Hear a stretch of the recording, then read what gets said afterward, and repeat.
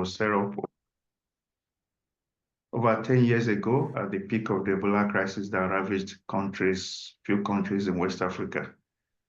The Ebola outbreak showed clearly that African countries lack the capacity to cope with such level of biosecurity threats, and there was an urgent need to set up platforms that will build capacity of both government and non-governmental organizations to cope with such level of biosecurity threats. And Global Emerging Pathogens Treatment Consortium, GET, was one of the organizations that was set up over 10 years ago, with the aim of working with both government and non-governmental organizations to build their capacity to cope with emerging biosecurity threats on the continent of Africa. And that is exactly what we've been doing in the last 11 years thereabout.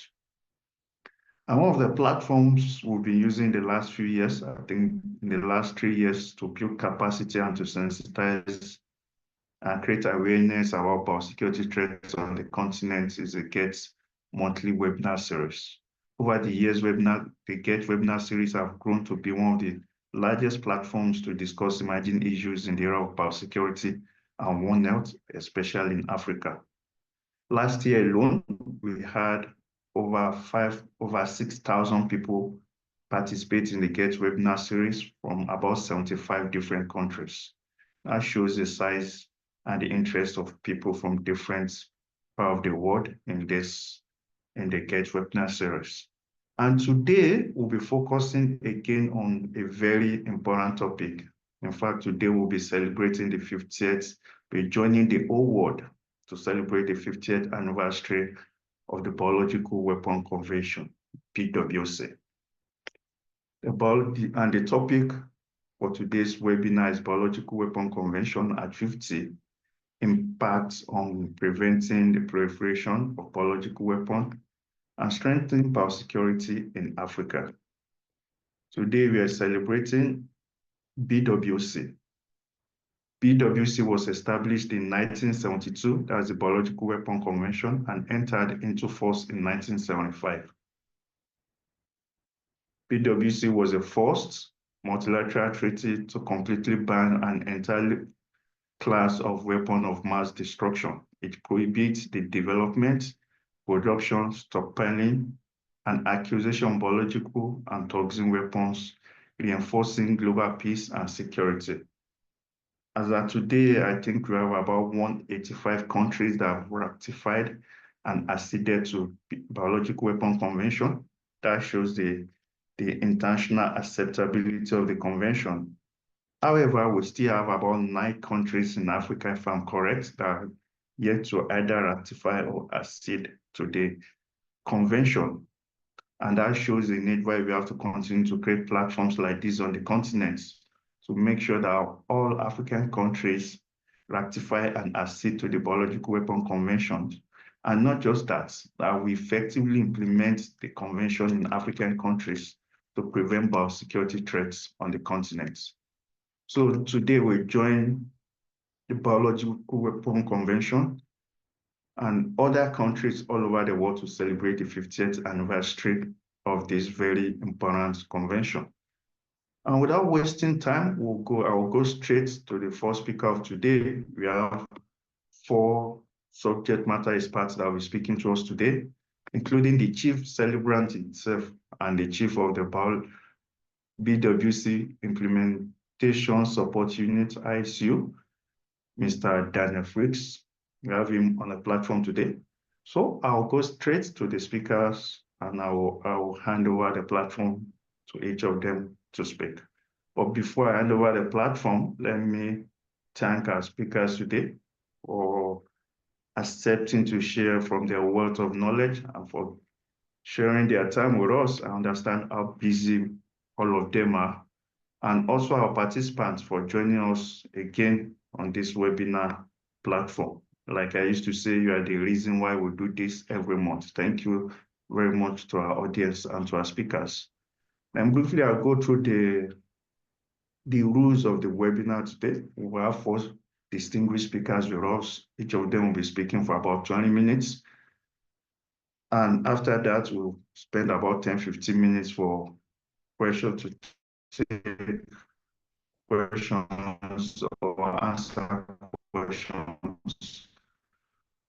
For our participants that have comments and questions, please go to the and write your questions there. Our speakers will be willing to respond to your questions after their presentation.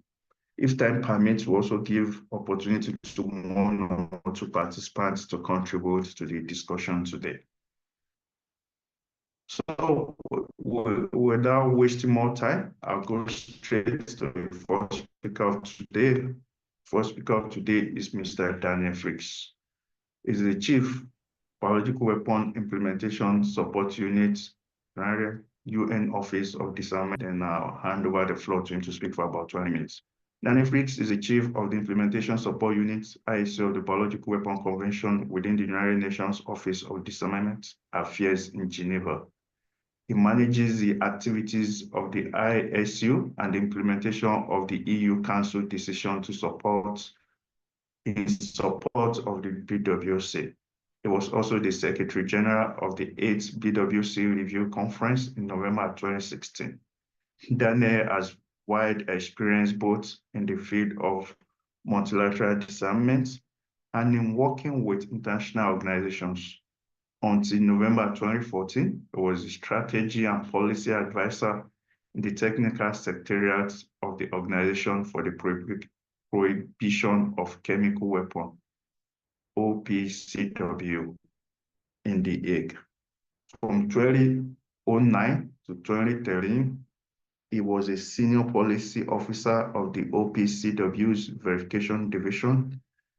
At the OPCW, Daniel oversaw education and outreach activities, was involved in the preparation and conduct of the third review conference of the Chemical Weapon Convention, and worked closely with partners in other international organizations, the scientific community and civil society.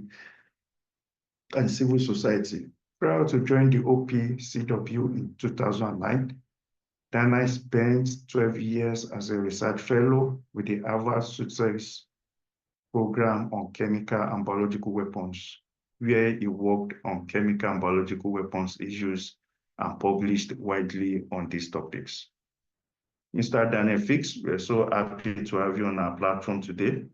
Congratulations on the 50th anniversary of BWC, and hand over the floor to you to speak. Thank you.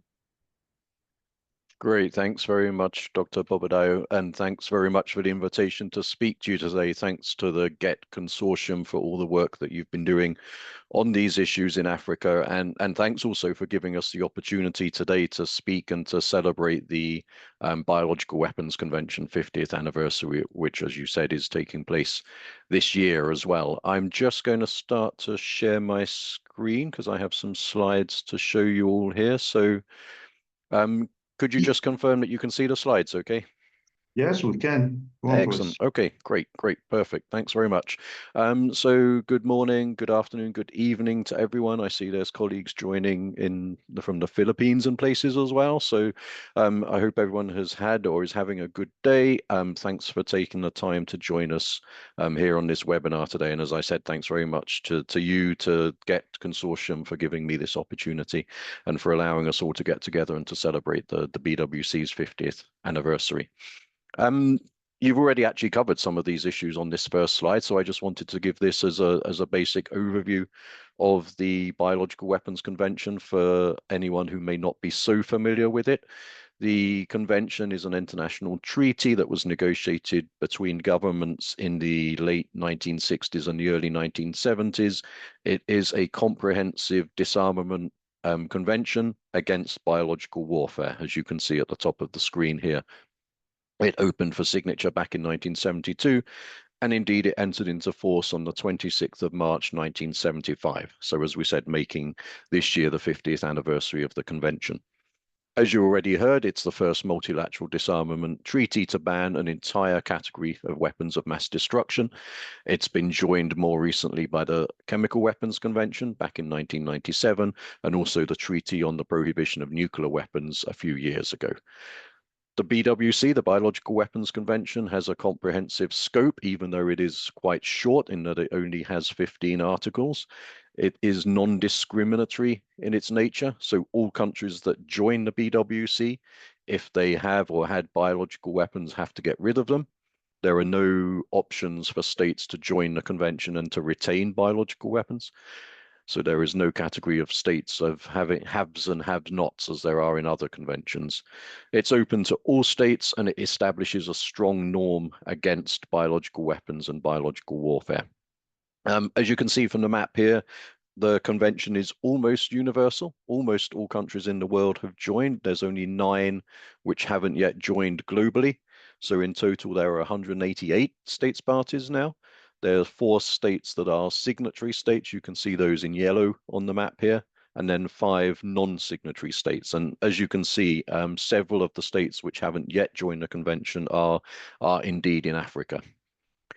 Now, I just wanted to go back briefly. As we said, the convention is 50 years old this year. So here you can see a picture from the time in which it was negotiated. Those negotiations took place here at the UN building in Geneva. You can see a picture from those negotiations here. I also want to focus a little bit now on what I said before about the convention basically codifying a strong norm against the use of biology as a weapon, against the use of disease to inflict harm or to kill. And also it applies to humans, but not only humans, also to animals and plants as well. So in some respects, you can say the BWC is also a One Health convention. You can see here a quote from Richard Nixon. Back in 1969, the US took the decision unilaterally, so before the BWC entered into force, to actually get rid of its own biological weapons. And you can see the reasoning that President Nixon gave back in 1969, and also when he talked about how mankind already carries in its own hands too many of the seeds of its own destruction, referring obviously to other weapons of mass destruction like nuclear weapons, for example. And you can see also down at the bottom of the screen here, highlighted in yellow, the way that this norm is reflected in the actual convention, the text of the Biological Weapons Convention itself, where it talks about the use of biological weapons being repugnant to the conscience of mankind, and no effort should be spared to minimize this risk. And then bringing that more up to date, you can see a quote here just last month, in fact, at the anniversary, from our Undersecretary General and High Representative for Disarmament Affairs, Izumi Nakamitsu, in the United Nations, talking about how the Biological Weapons Convention is a testament to the conscience of humankind, and that the norm has stood firm against the use of deliberate disease as a weapon against humans, animals, or plants. So biological weapons are still today seen as illegitimate. There are no countries out there which publicly profess to either actually possess or want to possess biological weapons. They are not seen as a legitimate weapon. They are not seen as something which countries want to be associated with or have in their arsenals. They don't see biological weapons in comparison, for example, with nuclear weapons, which many countries aspire to or possess. Biological weapons are not seen in the same terms. They are solely seen as being illegitimate and abhorrent weapons. Just very briefly on the convention itself, there are really 4 main features, 4 main aspects of the convention. As I said at the beginning, it is primarily a disarmament and non-proliferation convention. It's a fundamental pillar in the international community's kind of framework against weapons of mass destruction. And you can see listed here the 4 primary articles dealing with that particular aspect, Article 1, 2, 3, and 4. It also deals with the peaceful uses of biology. It promotes the peaceful use of science. So it's not just about disarmament. There is an important aspect, and that's in Article 10 of the convention, on the development aspects. So allowing countries to participate in the peaceful, the legitimate uses of biology, and making sure that those uses are not hampered by anything that needs to be done to control and prohibit biological weapons. There's also an important aspect on assistance, response, and preparedness in case biological weapons do happen to be used. So Article 7 of the convention is an obligation for states parties to help each other in the case that happens. And then finally, there are also provisions of the convention relating to peace and security, where the convention provides mechanisms under Articles 5 and 6 for addressing concerns that countries may have about compliance and about possible issues relating to compliance and possible violations of the convention as well. So some main functions of the BWC is shown here on this slide. It, as I said before, it provides an unequivocal norm against the deliberate use of disease as a weapon. It also acts as the sole multilateral forum concerning all issues pertaining to biological weapons. There are other fora that address certain aspects, potentially relating to biosafety or biosecurity or to export controls, but the BWC is the one international, multilateral, universal forum where all of these issues can be addressed in the same place. As I said before, there's the provision of assistance in case of the use of biological weapons. It also supports the promotion of the peaceful uses of biology and facilitates assistance, cooperation, and capacity building. There's a mechanism for consultation and cooperation. And the convention also helps to build transparency between its states parties through a system of confidence building measures.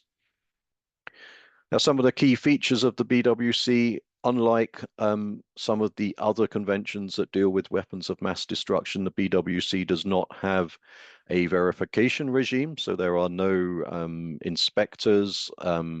Consequently, there is no big international organization for the BWC either. There is, in fact, just a very small unit, a small secretariat here in Geneva, which is a handful of people within a small office within the UN Secretariat. So there is no equivalent of, for example, the Organization for the Prohibition of Chemical Weapons that you have for the Chemical Weapons Convention in The Hague. The BWC basically therefore functions through international meetings, multilateral diplomatic meetings that take place here in Geneva. These take place review conferences every 5 years, which are the kind of highest decision-making body, which review the past 5 years and set the strategy and the approach for the next 5 years. And then there are also intersessional work programs taking place between those 5 yearly review conferences as well. Decision-making at these meetings is always by consensus. The current budget, again, because there is no big organization, there is no expensive verification system, the budget itself is quite small at just over $2 million per year, which covers only the costs of the staff here in Geneva and the meetings that take place here as well. So for documentation, interpretation and things like that as well. There is no core budget for any programs for training, for capacity building, for outreach. However, the important thing, as well as what happens at the international level, the other aspect of how the BWC functions is at the national level. And this is where it's particularly key, and particularly in terms of countries here in Africa as well. So national implementation of the convention is really at its heart, because there is no big organization to drive everything. It is really driven by its states parties and by those states parties taking steps and doing things at the national level. So what we call national contact points are particularly important, and it's particularly important for those states to receive assistance in implementing the convention at their level, which I'll speak about shortly. I just put some pictures here of some of the meetings that happen here in Geneva. You can see a very standard diplomatic meetings. I think several of you on this call have actually been here for some of these BWC meetings in previous years, or will be coming here this year for the meetings that will take place later on this year as well. The most recent of the 5 yearly review conferences to take place was the 9th, which happened back in late 2022.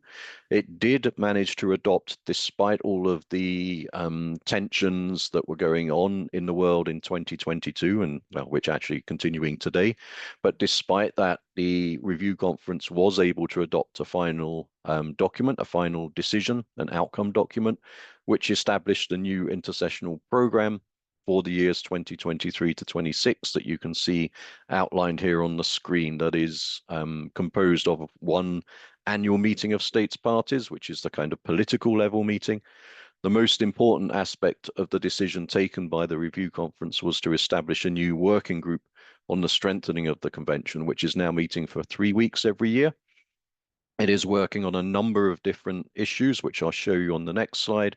And it is also working, as you can see here, to develop two institutional mechanisms, one on reviewing and assessing developments in science and technology, and the other one to facilitate and support the full implementation of Article 10.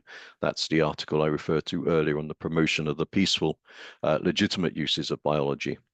The review conference also decided to renew the mandate of our implementation support unit here in Geneva, and it expanded the size of that from 3 to 4 staff members as well. So the working group that I just referred to, you can see the basic information about that outlined on the screen here, including the mandate of the group to identify, examine, and develop specific and effective measures on the 7 topics that you can see in the bullet points here. Many of these topics have been discussed within the BWC for many years. The one that I particularly want to draw your attention to is the one in the middle on compliance and verification, which has not been discussed within the BWC since really the mid to late 1990s. So the fact that that is back on the formal agenda of BWC meetings it was a very significant outcome from the 9th review conference. The working group has been meeting. It's held 5 sessions so far, most recently one in December last year. There will be the 6th and 7th sessions of the working group this year in August and December, respectively. And the working group is actually mandated by the review conference to complete its work as soon as possible, preferably before the end of this year. So this is a really important year for the working group, and the process of discussions and negotiations here in Geneva is really hitting an important phase now and is really needing to accelerate its work, and states parties, the delegations here are really needing to accelerate their work if they are to meet this target of completing the work preferably by the end of this year. If that happens, there would then require a what we call a special conference to take place potentially next year to actually consider and hopefully adopt the report of the working group and make any kind of decisions based on that report. If that's not possible, then in 2027 we will have the next of the 5 yearly review conferences, the 10th, that will take place, as I said, in 2027, and then that will pick up the working group's report and hopefully take any decisions based on its report. So the working group, as it says here, has really moved beyond the kind of information sharing and exchange approach that we had in the past and moved to a much more practical and concrete mode of operation. It's basically with lots of intersessional discussions driven by what we call the Friends of the Chair on the 7 topics that I mentioned. There's really a lot of progress that has been made on the 2 mechanisms. There's a lot of engagement by states parties. There's really a lot of kind of behind the scenes talking going on, which we haven't really had in the past. And there is soon to be a strong focus on developing the actual recommendations to come out from the working group and go towards, as I said, either the special conference or the review conference. So there's a much more action-oriented and text-oriented approach that will be taking place this year as well, which could be really important to setting a kind of almost like a new approach or a new trajectory for the BWC in the years to come as well. It's obviously an opportune time to be doing that on the occasion of the convention's 50th anniversary and reflective of all of the different changes that are taking place, particularly the advances in science and technology taking place today at an increasingly rapid rate as well. And on that issue, this is a quote from the Secretary General of the United Nations that he made in a statement on the 50th anniversary of the convention last month, talking about the need to remain vigilant, the reference to, as I said, to the advances that hold great promise, but also potential risks, and how the BWC plays a very important role in helping to ensure that those advances are only used for peaceful purposes. I now want to move a little bit, after talking in general about the convention, to talking, particularly about the convention in Africa as well. I wanted to highlight something. This is on the left, you can see here a quote from back in March 2015. This was actually an African Union press release on the 40th anniversary, so 10 years ago, of the BWC. And I think that time was a particularly important moment when, as you can see from the quote here, the African Union itself really started engaging with the BWC. And I think a lot of things started flowing from that time as well. For example, from our side, we started to organize, sometimes jointly with the AU, meetings for African states parties, often in Addis, sometimes in other parts of Africa. We started to engage much more directly with countries on the continent. We also started working much more closely with colleagues in Africa CDC, for example, from that time onwards as well. And you can see also on the right-hand side a statement from the most recent BWC meetings we had here in Geneva, which was delivered by South Africa on behalf of the African group. And that now represents another significant development, is that the African group is collectively speaking in BWC meetings, which we did not have in the past as well. So I think those two things represent a much more focused and a much more intense engagement by the kind of the BWC in and with Africa, and also vice versa, African countries in BWC discussions and meetings here in Geneva as well. This is the slide that I showed already, or the map I showed already, but I wanted to really focus on what's on the right-hand side of the screen here as well, is that we now, and this reinforces everything I just said about the engagement with African states parties, through the Global Partnership Against the Spread of Weapons and Materials of Mass Destruction, particularly through its signature initiative to mitigate biological threats in Africa, the SIMBA initiative, which I'm sure many of you have heard of, and particularly with funding from Canada, the US, the UK, and Italy, and supported by the European Union and France as well. We have been doing a lot of activities at the request of African countries, particularly over the last couple of years. You can see also here the rate of engagement African countries of joining the BWC. This is right back from the very beginning when the convention was opened for signature in 1972. And you can see over the years up until today, when we have almost all countries on the continent as members of the convention as well, with only 5 African countries that haven't yet joined the BWC. We are almost at full universality there. And you can see on this that there are particular peaks or particular increases, and I refer back again to 2015, 10 years ago. You can see that there was quite a spike, quite a number of countries in Africa joined the convention either in 2015 or 2016 as well. And you can see that rate of progress has increased. In fact, most of the countries that now join the convention are the countries in Africa as well. For example, back in February this year, we had Comoros joining the convention, previously South Sudan, and others as well on the continent too. So in terms of what we can do and what we have been doing with countries in Africa, we are working obviously to promote the universalization of the convention, so encourage those remaining 5 countries to join the convention. We are providing capacity building support, whether that's on preparing and submitting the annual confidence building measure reports, the CBM reports that I mentioned, or training for the national contact points.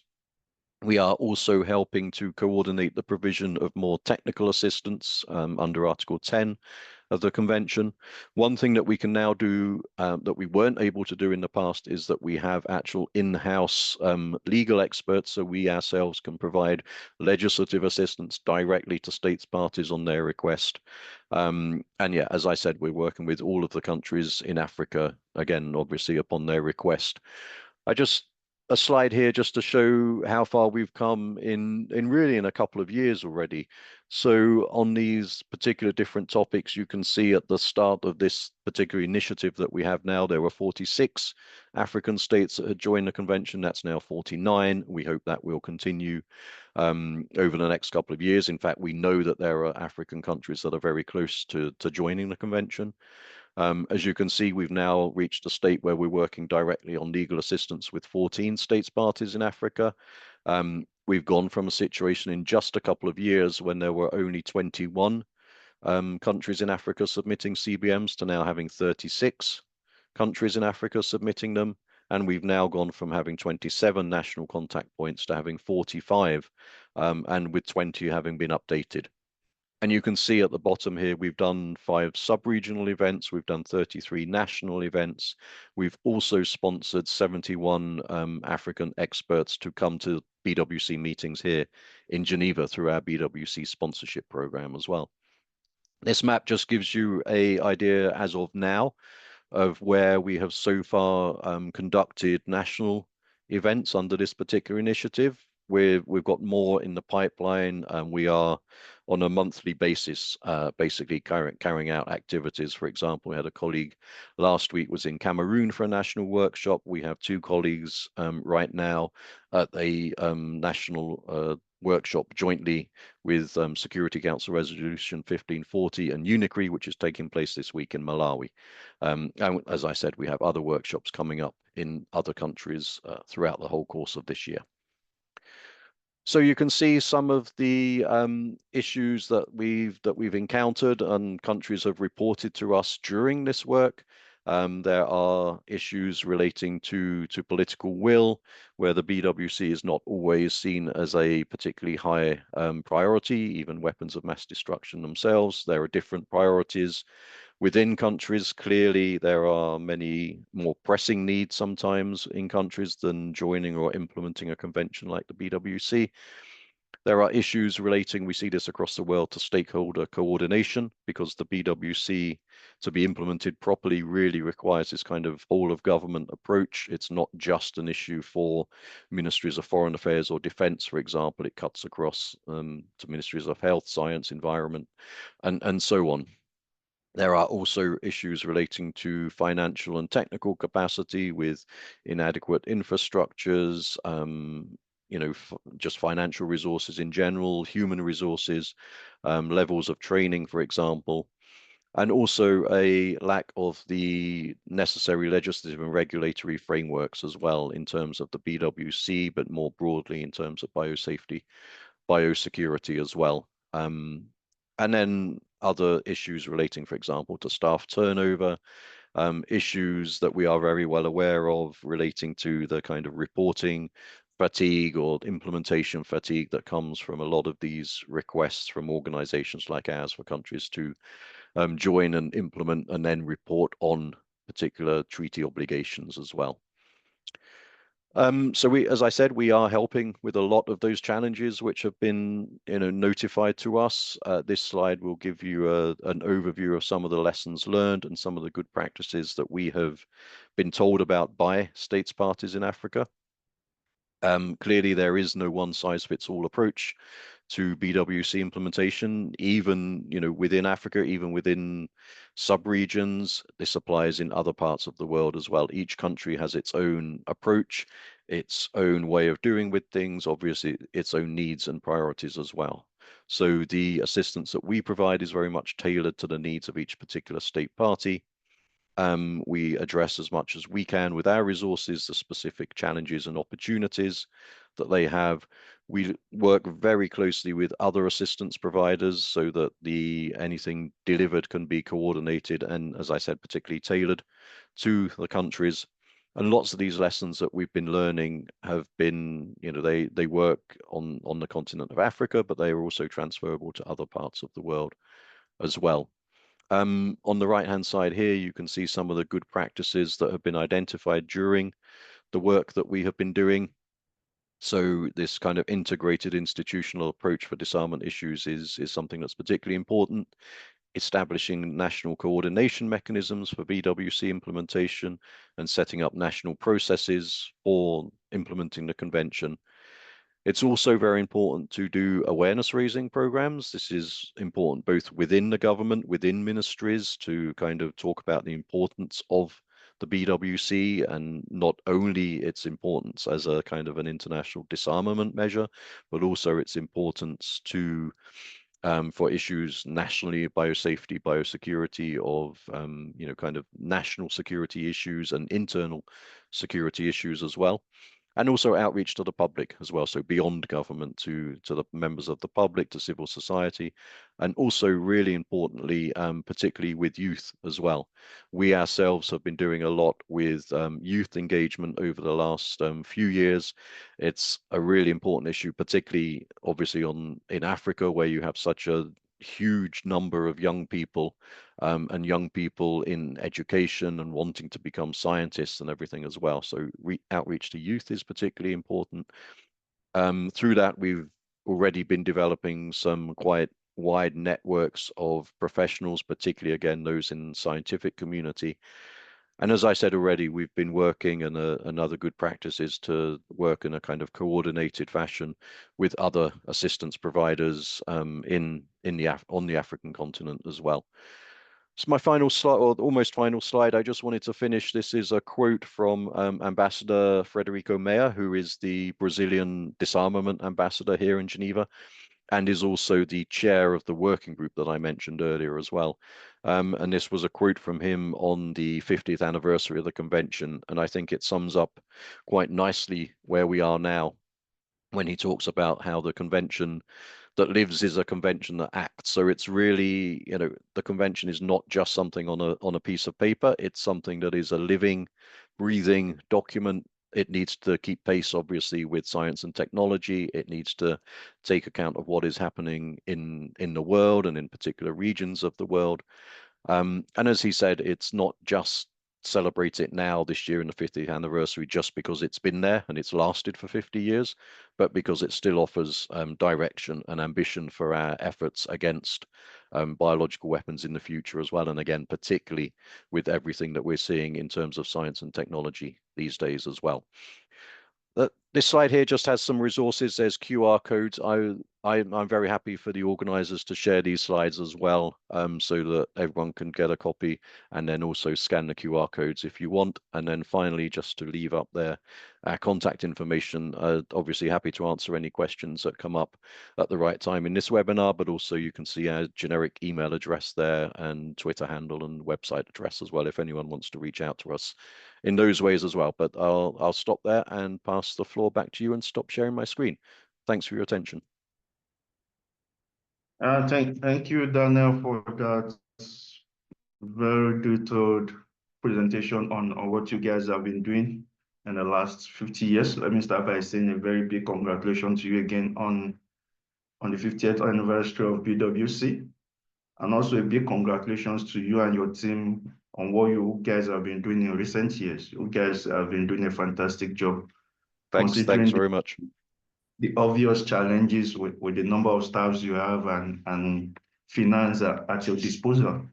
And the job you're doing, it's showing clearly in the output, from the slides you showed the number of African countries that have ratified in recent years, activities on the continent in recent years, capacity building activities and awareness and sensitization activities. So your effort it's clearly showing in Africa, and your ability to galvanize and to bring together various stakeholders in various stakeholders in BWC related issues. So congratulations to what you're doing.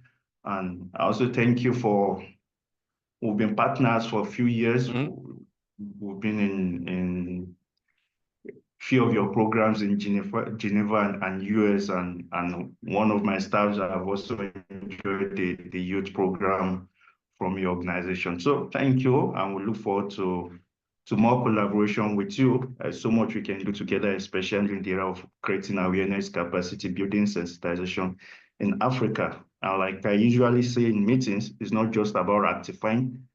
The most important thing is implementing and say that we reduce biological threats in Africa as much as possible. So thank you very much, Daniel Felix. Thanks.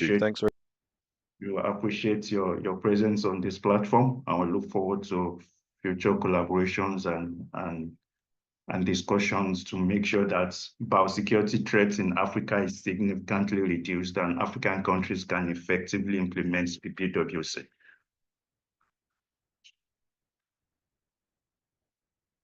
So without wasting time, I'll go straight to our next speaker. Our next speaker today is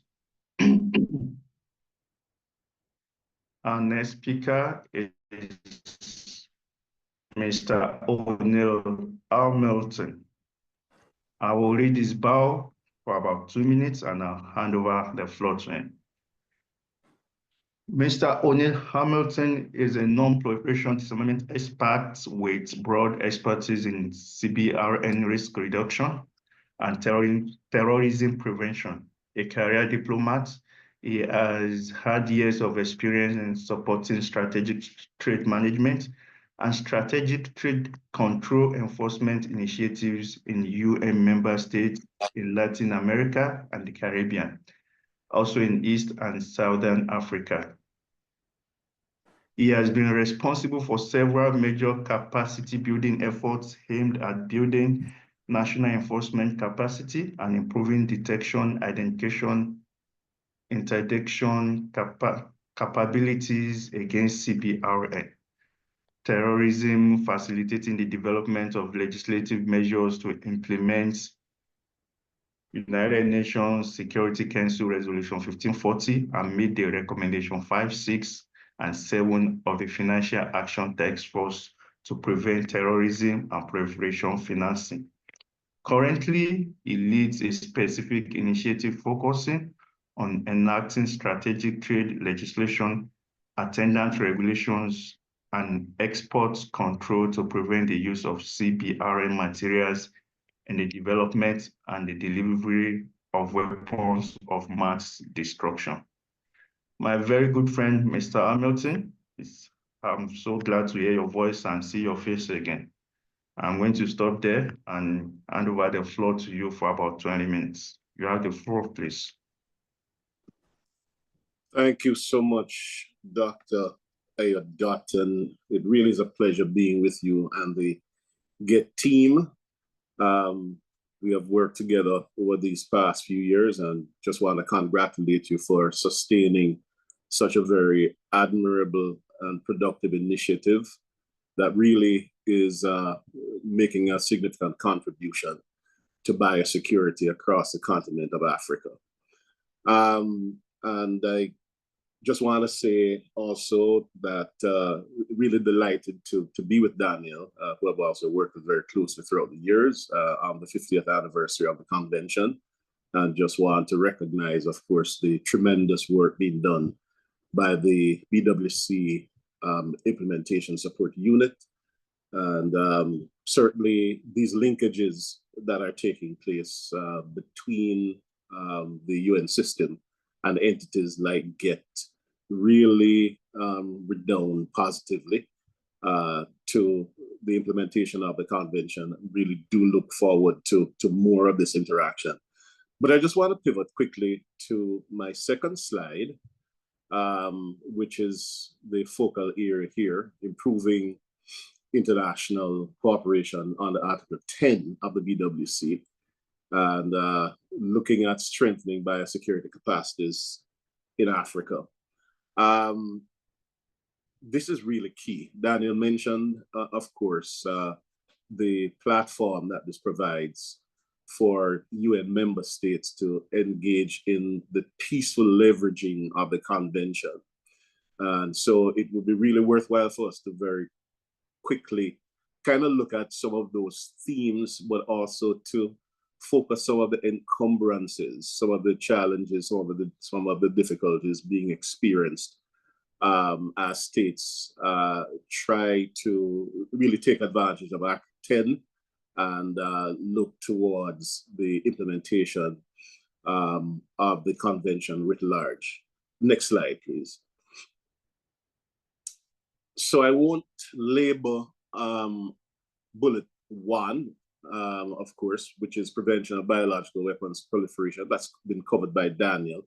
But what I want to do, and my presentation largely will align with this theme, looking at public health, animal health, plant health, and how these thematic areas can benefit, are influenced by, and are linked directly in terms of their prospects to the implementation of Article 10. Strengthening biosecurity under the BWC reinforces public health infrastructure. And that is something I want to underline from the very outset. BWC related cooperation includes building disease surveillance. We saw how critical that was during COVID-19 and continues to be as the continent still wrestles with Ebola and, other challenges, cholera, for instance. Building diagnostics, biosafety response teams, all of those, of course, very vital for security and for everyday well-being and public health. Next slide, please. The other key thing that should be focused here, and this, of course, has to do with a lot of the work that I have been engaged in, certainly over the last 10 to 15 years, on the terrorism front. Here, in this respect, reducing bioterrorism risks, the lack of export and import controls governing pathogens, labs, biological materials, increase the risk of terrorist groups misusing them. BWC, of course, helps African states establish national laws, oversight mechanisms, regulatory infrastructure, and security measures to prevent non-state actors from accessing these dangerous biological agents. Again, this was a core theme in Daniel's presentation. But to put this more centrally in the Article 10 frame, encouraging international cooperation and assistance, I want us to really embrace the notion that Article 10 significantly benefits Africa as it promotes the exchange of equipment, materials, and scientific knowledge for peaceful purposes. And this, of course, essentially includes training, technology transfer, as well as key infrastructure development, which serve to help African countries access biotechnology responsibly and sustainably. Next slide, please. So in this vein, while I want to spotlight, of course, the opportunities here, as a corollary, simultaneously with these opportunities are significant risks, which is the principal part of my focus, my daily working focus. And really looking at an emerging area, certainly in the global south and certainly in Africa, which is, of course, how DNA synthesis, which has such a tremendous prospect to lift economic positioning, if you will, excuse me, of African states and states in the global south. DNA synthesis impact on public health, impact on animal plant health. The potential is extremely significant and largely very, very positive. But it's also important to really look at what DNA synthesis increasingly means and the risks that are increasingly being posed by this, and why DNA synthesis screening is important to states in the global south and certainly to states in Africa. In preventing biological threats across Africa, screening synthetic DNA helps detect and block the creation of dangerous pathogens before they can be misused. So Africa, of course, has faced outbreaks, Ebola, COVID-19 recently. There's particular vulnerability to these natural and threats, and also the deliberate use of these biological materials. So early detection through screening helps prevent bioterrorism or accidental releases. The other thing to note is that addressing emerging biological risks and the whole range of different key nodes that obtain under this, including advances in synthetic biology, gene editing, biotechnology. All of these present new and very formidable challenges. Now, the BWC frameworks encourage African states to stay informed and engaged in international discussions about how to govern these emerging risks ethically and securely. And all of those, as you can understand, are enshrined in terms of the active work that's being advanced, particularly on the Article 10.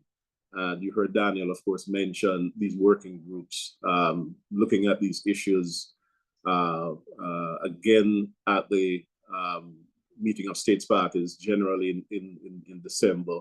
And of course, during August, of course, when the group also meets, looking at just how to have African states stay engaged and stay informed in these discussions.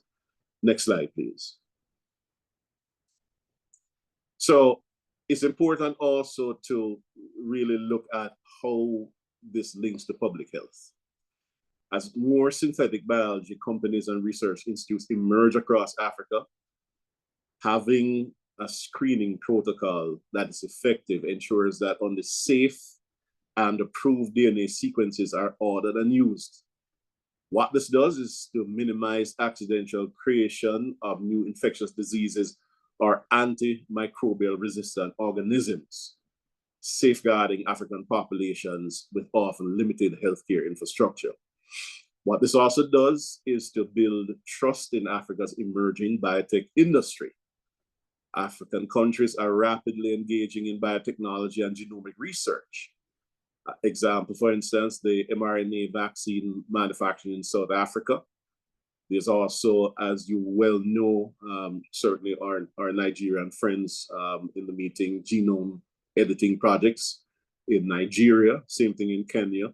And there are also nascent initiatives taking place in other parts of sub-Saharan Africa. And so if labs in Africa adopt strong DNA screening practices, they also understandably gain international trust and also will have easier access to global research partnerships, investment, and bioeconomy markets. Next slide, please. So let me just quickly touch on some of the challenges here to Article 10 implementation. What are some of the key structural issues? So while Article 10 emphasizes the right of states parties to participate in the exchange of equipment, materials, and so on and so forth, implementing Article 10 presents significant challenges, as this potential is hindered by a mix of technical, as Daniel also mentioned, political and structural issues. And I have listed some of them as follows. The first one here is lack of national implementation capacity.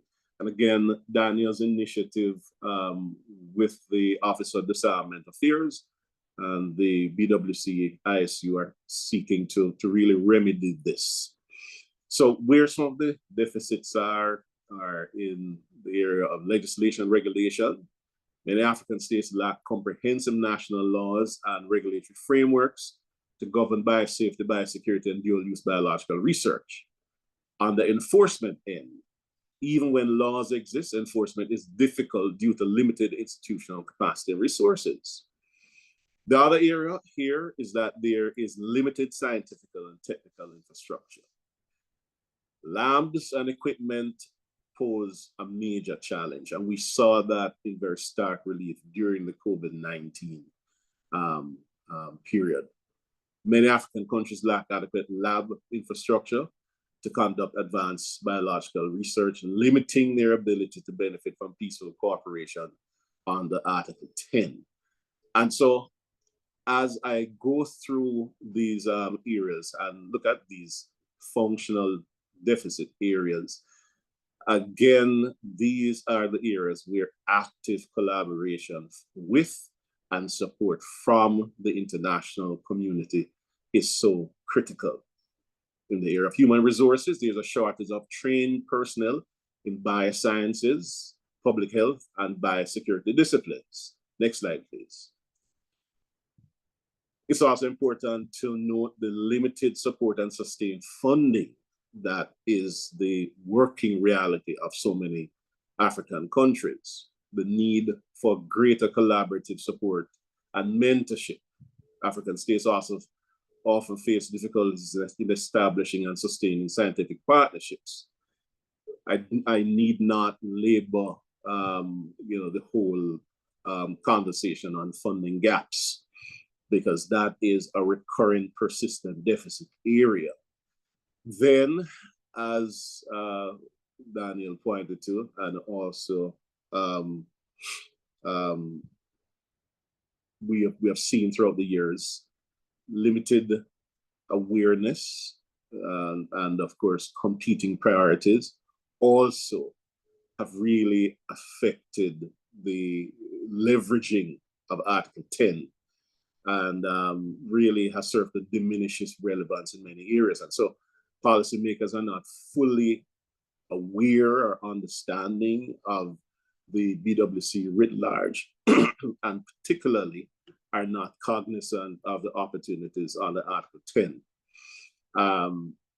You'd also have the constants, as I mentioned, of competing development priorities, health, education, economic development, economic challenges. All of those take precedence over biosecurity investments. And so this is something we also have to wrestle with. Next slide, please. Then we also have the perennial issue of effective monitoring and reporting in terms of the implementation practices, implementation activities that are taking place. Daniel, of course, pointed to the thrust on the part of the ISU in addressing this under the SIMBA initiative. African states have low participation rates in voluntary confidence building measures, submissions. And of course, this is not necessarily due to political will or an understanding of its importance, but it's in many ways due to limited capacity and so on. Verification mechanisms as well. Daniel mentioned that there is not a formal verification regime. And so sometimes this undermines confidence in peaceful biological activities, and more importantly, limits the depth of cooperation. The last thing here, prevailing geopolitical and security concerns cannot be underestimated. International partners continue to, in many ways, be reserved about cheering advanced biotechnologies. And of course, in conflict-prone areas, security risks can complicate efforts to build and maintain bioscience infrastructure. So those are constants. Next slide, please. How do we creatively leverage the BWC and specifically Article 10 dealing with environmental biosecurity concerns? And as I said at the top of my presentation, you know, my focus here, my concern is not just to, you know, state and restate the plethora, the range of different opportunities. We all know what they are. But for most African states, biosecurity as a holistic term encompasses policy, regulation to protect agriculture, primarily food and environment from biological risks. Agriculture ministries, science and technology, and health ministries have been in the forefront of this in terms of fostering biosecurity governance, managing biosecurity risks. And in doing all of that, coming again from the potential opportunities under Article 10, really leveraging the BWC implementation process to protect the environment, manage and mitigate the deliberate introduction of plant pathogens which affect food security and biodiversity. All of this is important. And so we, again, continue to wrestle with just the range of potential that is there. But again, the encumbrances that face countries in the global south, face pretty much all African states, continue to be a major challenge in terms of really leveraging Article 10 in this very effective and meaningful way. So effectively managing biosecurity risk to the environment is a fundamental part of functional national biosecurity system, which seeks to preserve animal, plant, and human health, right? And so I'm focusing here because this is pretty much where my work is right now with EAC and SADC member states. But of course, this is very relevant pretty much to all of Africa. Really having full focus and thrust on developing, implementing policies and programs that protect and conserve the environment through the conducting of risk analyses, including import risk analyses, so that goods and people arriving in the region do not pose an unacceptable biosecurity risk. Next slide, please.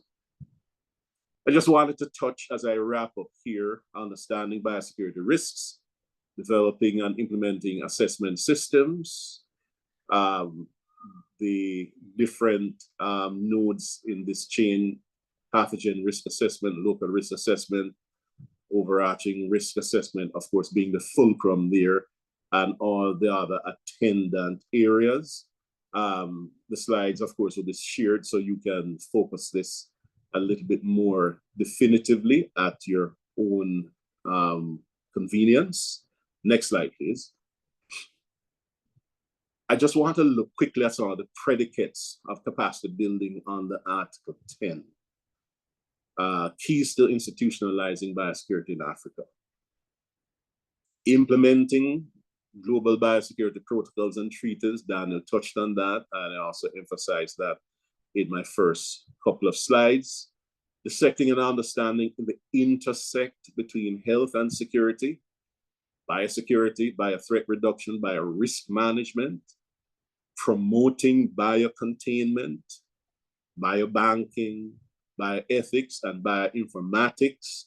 These are 4 areas that I know, given my interaction with GET, have been very key in terms of GET's focus, and really want to underscore this and continue to support these thematic areas that GET has been looking at, particularly over the last 5 years.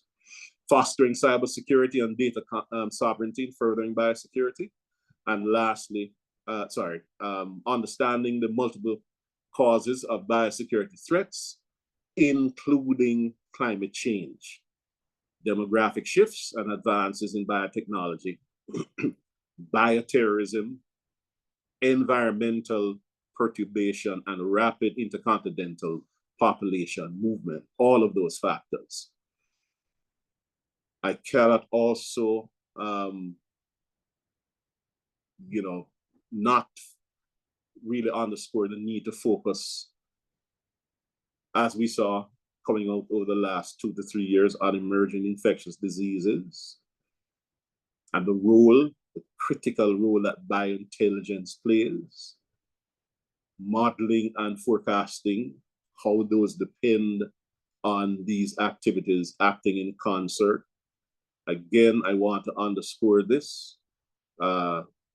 We theoretically, of course, continue to intellectually embrace this coming out of COVID, but often in terms of our programmatic and policy commitments, there seems to be a bit of slippage here. And I just want to use this forum to remind us, certainly to suggest to GET that there will always remain opportunity for the strong advocacy that you have been providing, because this area, focusing on emerging infectious diseases, is one area that GET has also really spotlighted and done so effectively. So I just want to keep encouraging that. Understanding the role of artificial intelligence and the potential impact on biosecurity, again, a key node and something that I think is really in need of a more focused and dedicated underscoring, if you will, as we go forward. So these are some of the themes here. Again, you'll have these slides. You can certainly digest them, if you will, a little bit more deliberately and completely at your convenience. I could always be reached, next slide, through my contacts, either by email or on WhatsApp at any time. And so I want to thank the entire GET theme, the entire Get team itself, and to my good friend, Dr. A. Dotton, for the stellar work that is being done. And I really do appreciate being invited to be a part of the workshop today. Thank you so much. Thank you so much, my good friend and brother, One, for that very detailed presentation. You gave a perfect overview of the biothreat landscape in Africa. And this is because of the many years of activities you've had in Africa, in capacity building and sensitization and other issues around biosecurity on the continent. We sincerely appreciate the work you've been doing in Africa in the last few years. And we appreciate our partnership with you as an organization and personally as an individual. Done a lot of fantastic job building capacity in different countries in Africa, and I'm a testament to what you're doing on the continent. And that is why your presentation gave a very broad overview of the biothreats on the continent.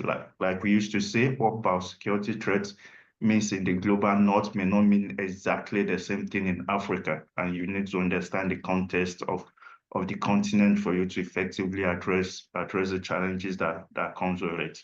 Now, you talked about the landscape, the biothreat landscape, the need for prevention of biological weapon proliferation, and what biological weapon actually means in some part of the continent or some part of the world is different from what it means maybe in Africa. You talked about the need to build public health response, build capacity, build the laboratories and the ability of countries in Africa to respond to these emerging biosecurity threats.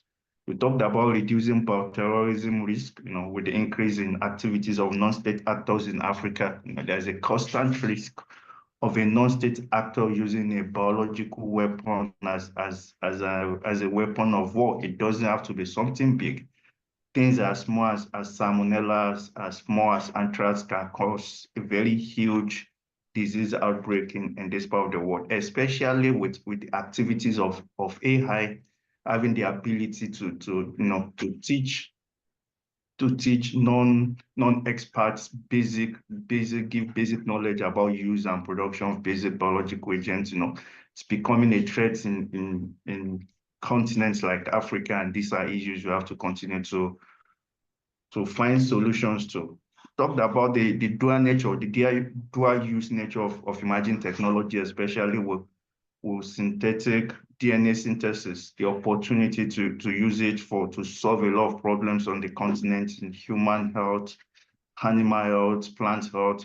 But because of the dual use nature, too, the risk that goes with it, and important for us to start identifying these risks and developing policies and strategies to maximize the opportunity and reduce the risk. And you talked about the implementation of Article 10.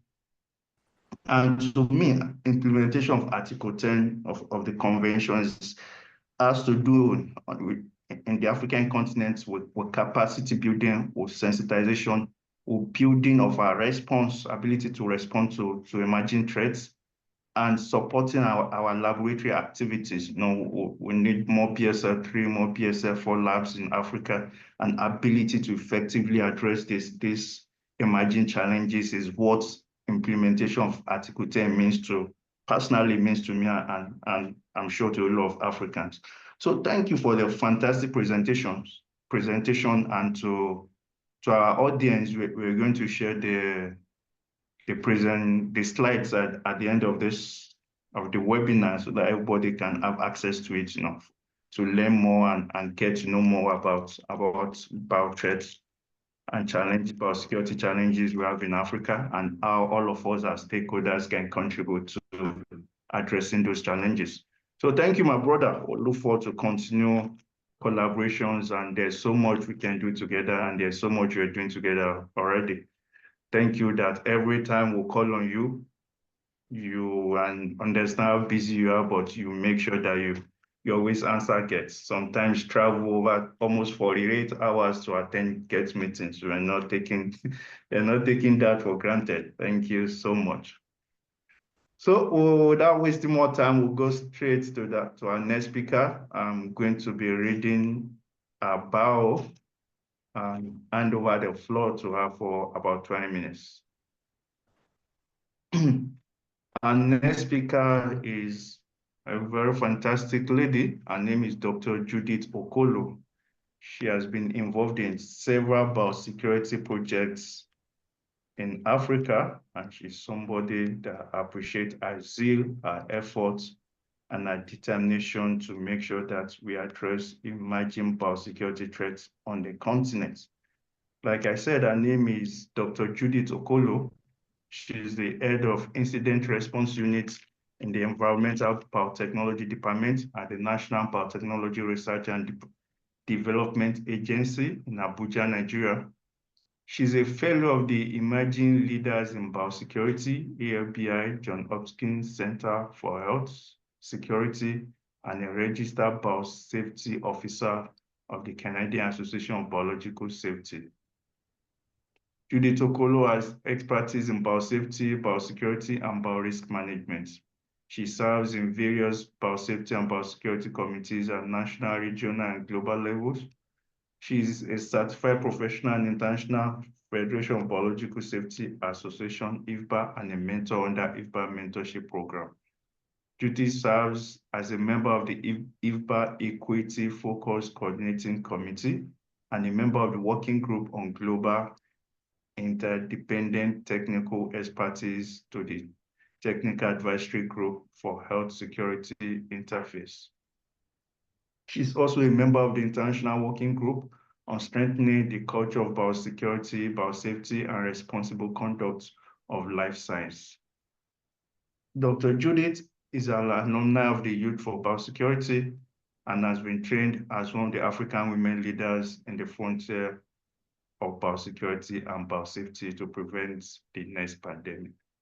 Dr. Judith, we are very happy. Congratulations on the fantastic job you're doing on the continent. And thank you for joining us on this platform today. You have the floor for about 20 minutes.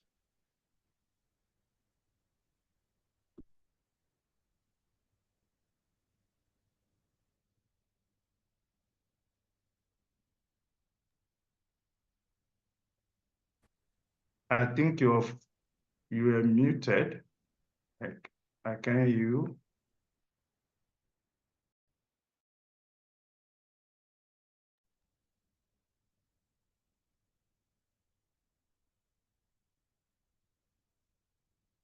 Dr. Judith, if you can hear me, I cannot hear you. Can you increase your volume or check your volume?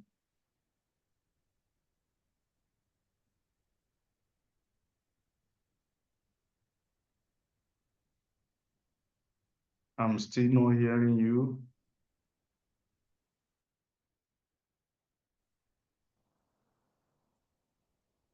Still no volume. Can you hear me now? Fantastic. I can hear you loud and clear now.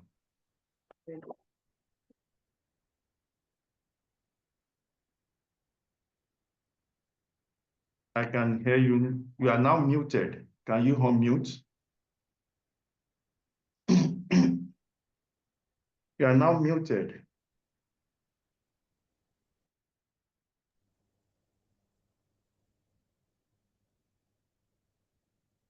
Still no volume, Dr. Judith. I think you're muted.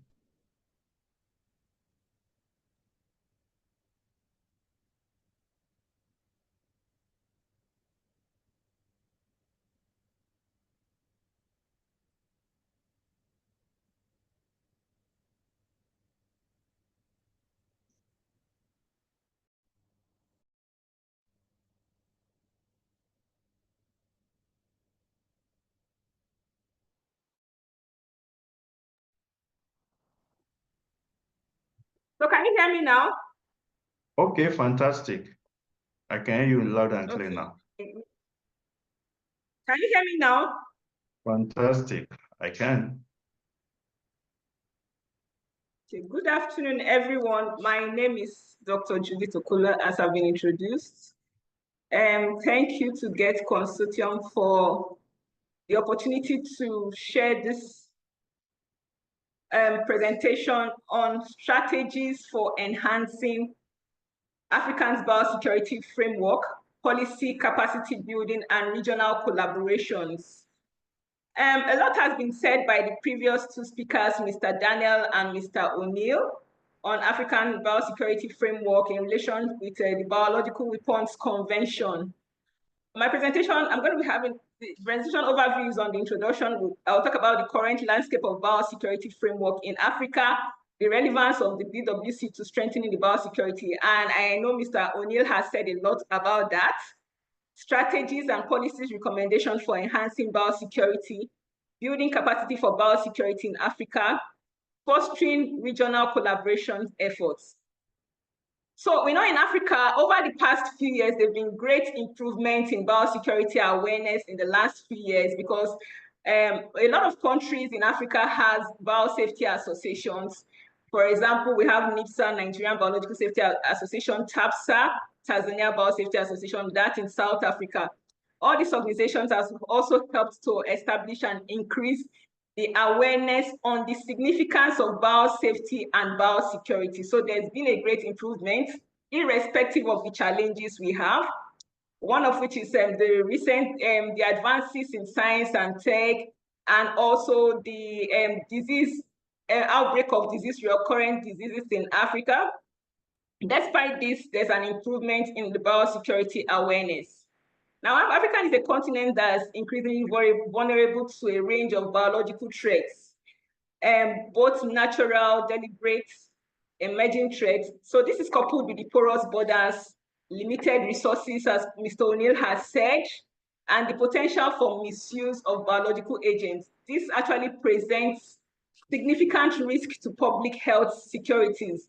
Now, this map was a report from African CDC and a joint report from African CDC and WHO on February 6th, where it shows Africa is still tackling, several countries in Africa is still tackling desperate pathogens, including Mpox, the Sudan virus disease in Uganda, Marburg virus disease that happened in Tanzania. So a lot of challenges actually affect African continent.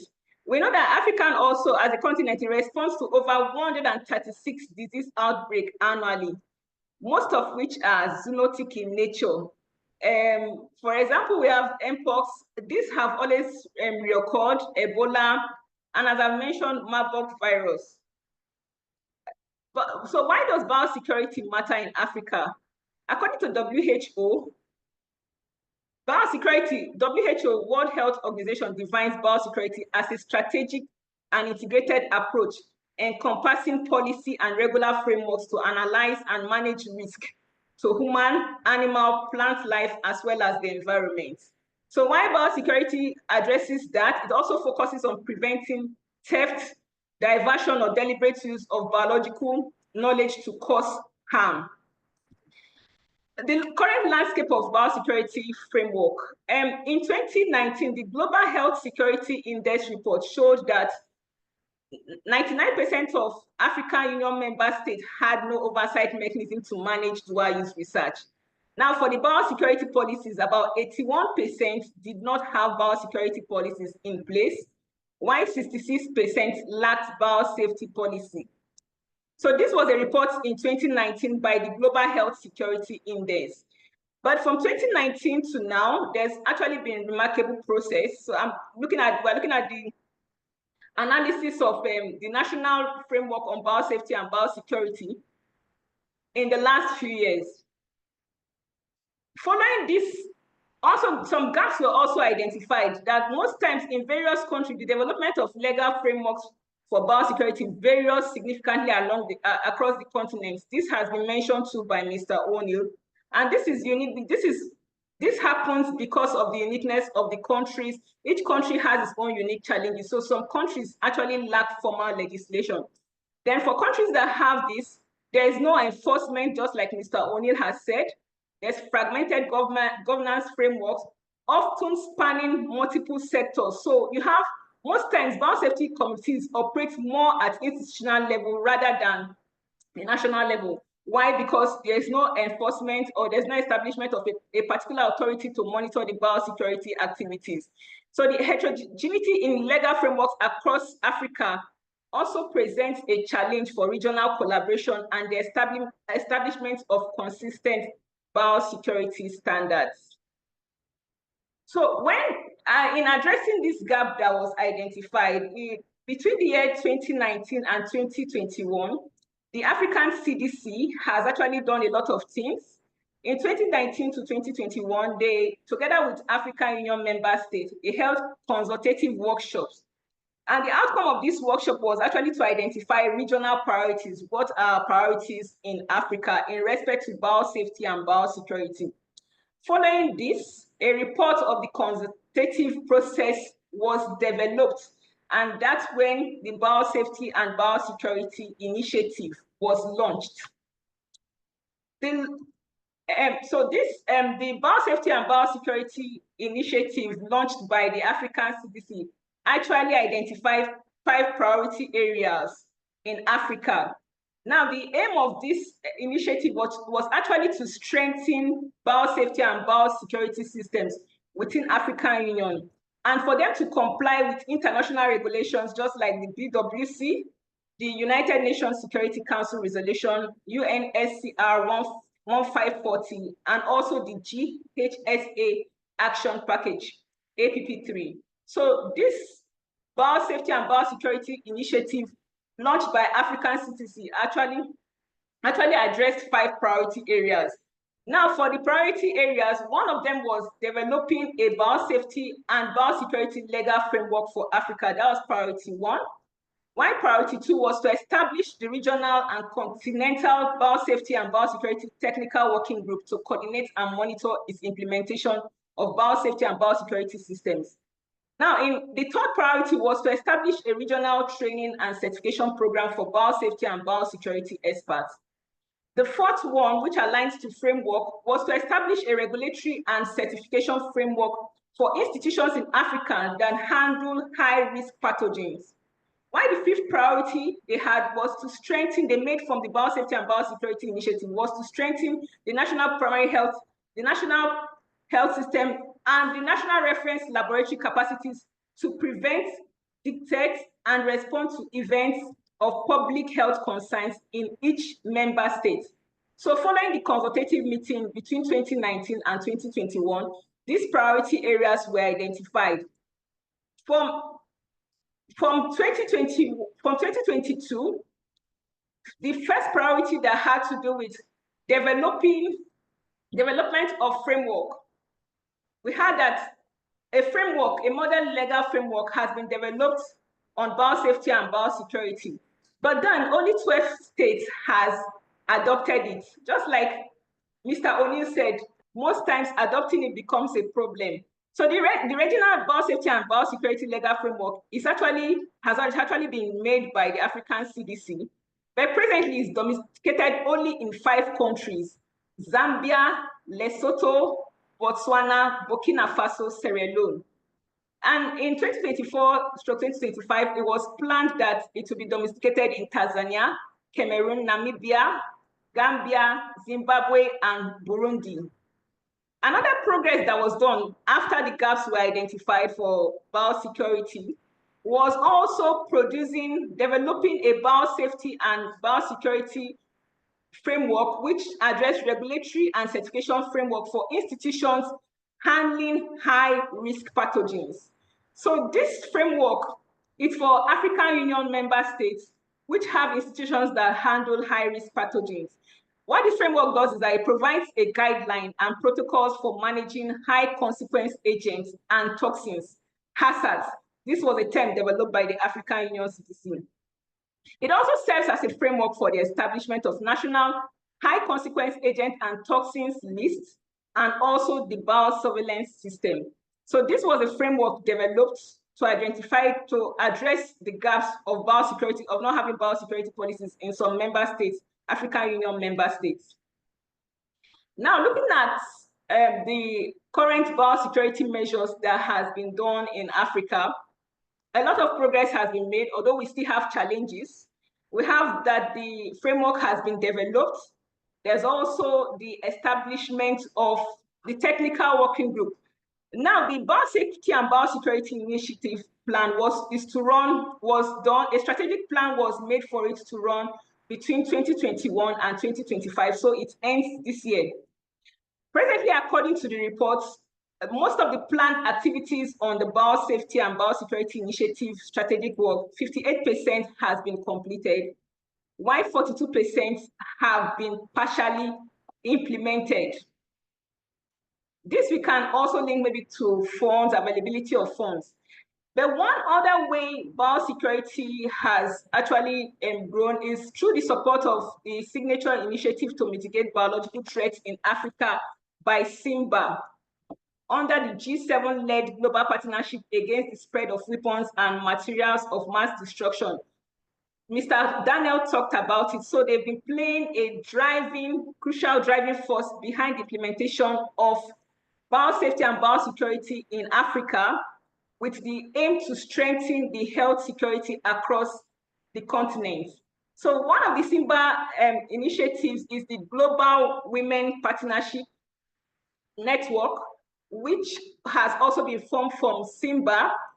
And in the Global Partnership Women's Network, it's actually one of the ways they have been operationalizing the SIMBA's initiative to strengthen biosafety and biosecurity.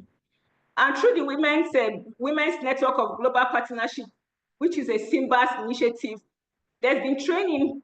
Training has been done for African women leaders in the frontiers of biosafety and biosecurity to prevent the next pandemic. So this is one of the initiatives that aims to reduce bio threats through aligned activities in African countries, both through training and through support for the biosafety and biosecurity initiative. Some African countries has also prioritized the development of national biosecurity policies. While we still have challenges here, but we also have progress have been made.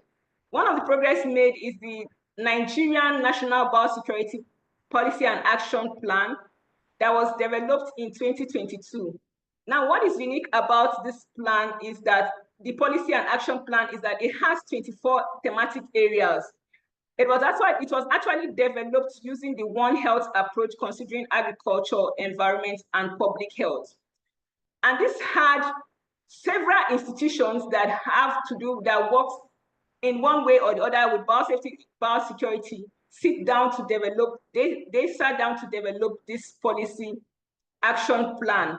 Now, something also unique about the National Biosecurity Policy and Action Plan for Nigeria is that it actually also still follows the model of the African CDC regulatory framework, because it ensures a robust national biosecurity structure that has the establishment of the National Advisory Council for annual evaluation, and it also has the establishment of technical working group on biosecurity that supports the National Advisory Council.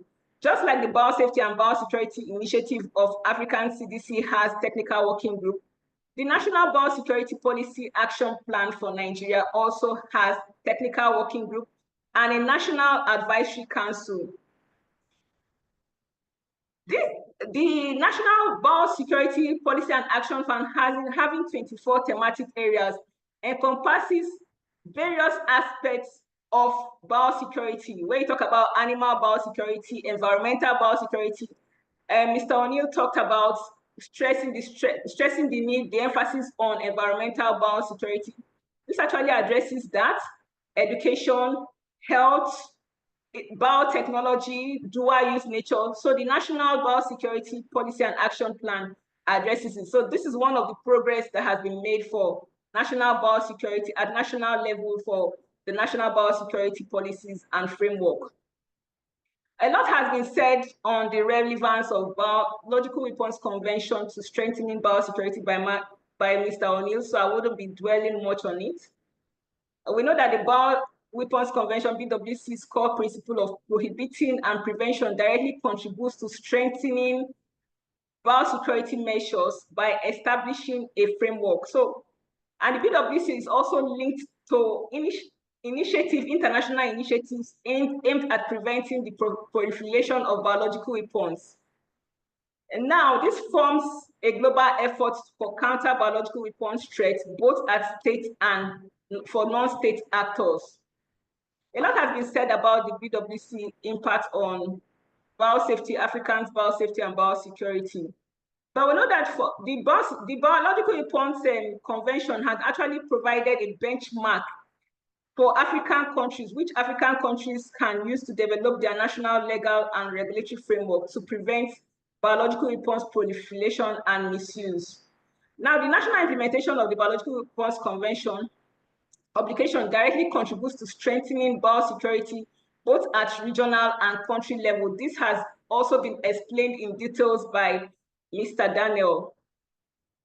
One thing we'll know is the African CDC Biosafety and Biosecurity Initiative in the strategic plan, when it was done, it was actually to support international regulations, to support the compliance of African member states for them to comply with Biological Weapons Convention. Its objectives, such as developing legal frameworks and strengthening laboratory capacities, directly to support the implementation of the obligations. Like Mr. Daniel has said, presently we have a vast majority of African countries that have signed and ratified the BWC, about 49. A lot has signed from 1970. We have seen progress that from 1972, where they had 0 countries, today we are having 49 countries, and we have just 5 countries remaining to sign the BWC or ratify the BWC. But while most African states are committed to this, the practical implementation most times is hampered by lack of funding, technical expertise, and infrastructure. Just like the previous lecture said, we lack infrastructures to actually support its practical implementation in full force. Strategies and policy recommendations for enhancing biosecurity. One of the strategies is the need for national biosecurity policies and framework. Previously, in one of the biological weapons review conferences, the youth representative actually emphasized the need for the national biosecurity policies and legal framework. This is actually important because we know that each country has its own unique challenge. No one size fits all. Every country has its particular challenge, biosecurity challenge, biosafety challenge. So developing and adopting a comprehensive national biosecurity policy to address the nation's context is actually very important. But in developing this should also align with international standards, including the African CDC model legal framework. And kudos to the Nigerian Biosafety Management Agency with the National Biosecurity Action Plan, which has the policy that aligns to the African CDC model legal framework. Another way to enhance the National Biosecurity legal framework is also establishing and enforcing biosecurity framework. A lot has been said on this by Mr. O'Neill. There has to be an enforcement, not just having the policies or the framework. If it's not enforced, then it won't be effective. It won't be effective to regulate the activity. So enforcing the biosecurity standard is actually necessary to prevent misuse. We're also establishing a lead national authority with the mandate to coordinate efforts. In most countries, most biosecurity efforts are in silos. So there's need to have a lead national authority that has the mandate to coordinate biosecurity efforts across relevant sectors. This will actually enforce crucial, effective implementation. I give an example back to Nigeria. In Nigeria, we have the National Biosafety Management Agency as the lead national authority with the mandate to conduct biosecurity efforts. So when you have a national authority, it becomes easy implementing the biosecurity efforts because they are the authorities they can reach out to various agencies, institutions that have to do with biosecurity, making it effective to be implemented, biosecurity efforts to be effectively. We also have integrating biosecurity considerations. Most times in various member states, most times biosecurity is not prioritized, it's not recognized as an integral part of the national security. So this is one of the challenges, and I think it was mentioned by Mr. Daniel, where he said most times political will, there has to be a political will. So when it is recognized, it's going to enhance how biosecurity policies are implemented. Having the national security take biosecurity as part of, as an integral part of security necessitates both attention and resources. So why they consider these resources should also be provided to support the biosecurity framework and policies. We know that biological threats, whether natural, deliberate, caused by science, advances in sciences, can have significant implications for national stability and security. It knows no borders, it has no borders. So it's advisable that member states should actually have political wills to integrate the biosecurity considerations into national security plans. One other way we could enhance the biosecurity framework is adopting the multifaceted approach, where we use the One Health approach. This cannot be overemphasized, where you have different opinions, different people from agriculture, the environment, human health, come up with ways to integrate the policies to provide a robust policy for the effective regional collaboration. When we use One Health approach, it becomes very easy to implement. Most times we see that when we talk about biosecurity, most times biosecurity is just limited to laboratory biosecurity. We need to go beyond laboratory biosecurity and focus on environmental biosecurity, animal biosecurity. Most times, more attention is given to the laboratory biosecurity. But when we have the multifaceted approach, it will involve both using the One Health approach that have the human, that considers the human health, that considers animal health, and that considers the environment. I give an example with, I'll still go back to using the National Biosecurity Action Plan for Nigeria that was developed. In that plan it uses the One Health approach as a form of collaboration, where agriculture focuses more on designing programs, biosecurity programs, in partnership with relevant stakeholders to manage contaminant risk, both from foods, with priority to food safety. Then now for environment, it focuses more on minimizing and managing the entry and spread of diseases and other bio threats within the country. So here, there's partnership with relevant stakeholders at the border, quarantine control, and other biosecurity. There's adequate environmental assessment procedures for biotechnology projects, and establishment of surveillance programs for early detection of bio threats to the environment. So when we have One Health approach, we're considering both what the environment has to offer, what agriculture has to offer, and what the public health has to offer.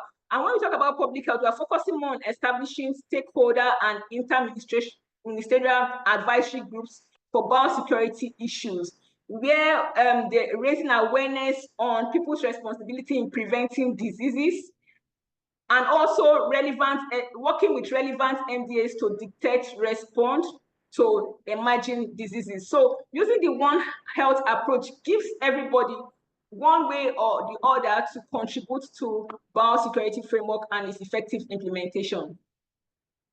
Now for building capacities in Africa, in the last few years, after the gap has been identified, a lot of work has been done, but we still have gaps in labor force, in capacity building for laboratory personnel. But then we commend the African CDC for the regional training certification program for biosafety and biosecurity, which is aimed at developing a skilled biosecurity workforce in Africa. And the areas of specialization includes biorisk management, certification of biological safety cabinets, certification of institutions handling HACT, with focus on biocontainment and training most skilled workforce on biological waste management. So these have been the existing capacity building programs. This is one of the existing capacity building programs in Africa for biosecurity. Also, the African CDC has designated regional centers of excellency for biosafety and biosecurity, which serves as a hub for specialized training and expertise. That for West Africa is located in Senegal, hosted by Institut de Pasteur in Dakar. That for South Africa is located in Johannesburg, hosted by the National Institute for Communicable Disease.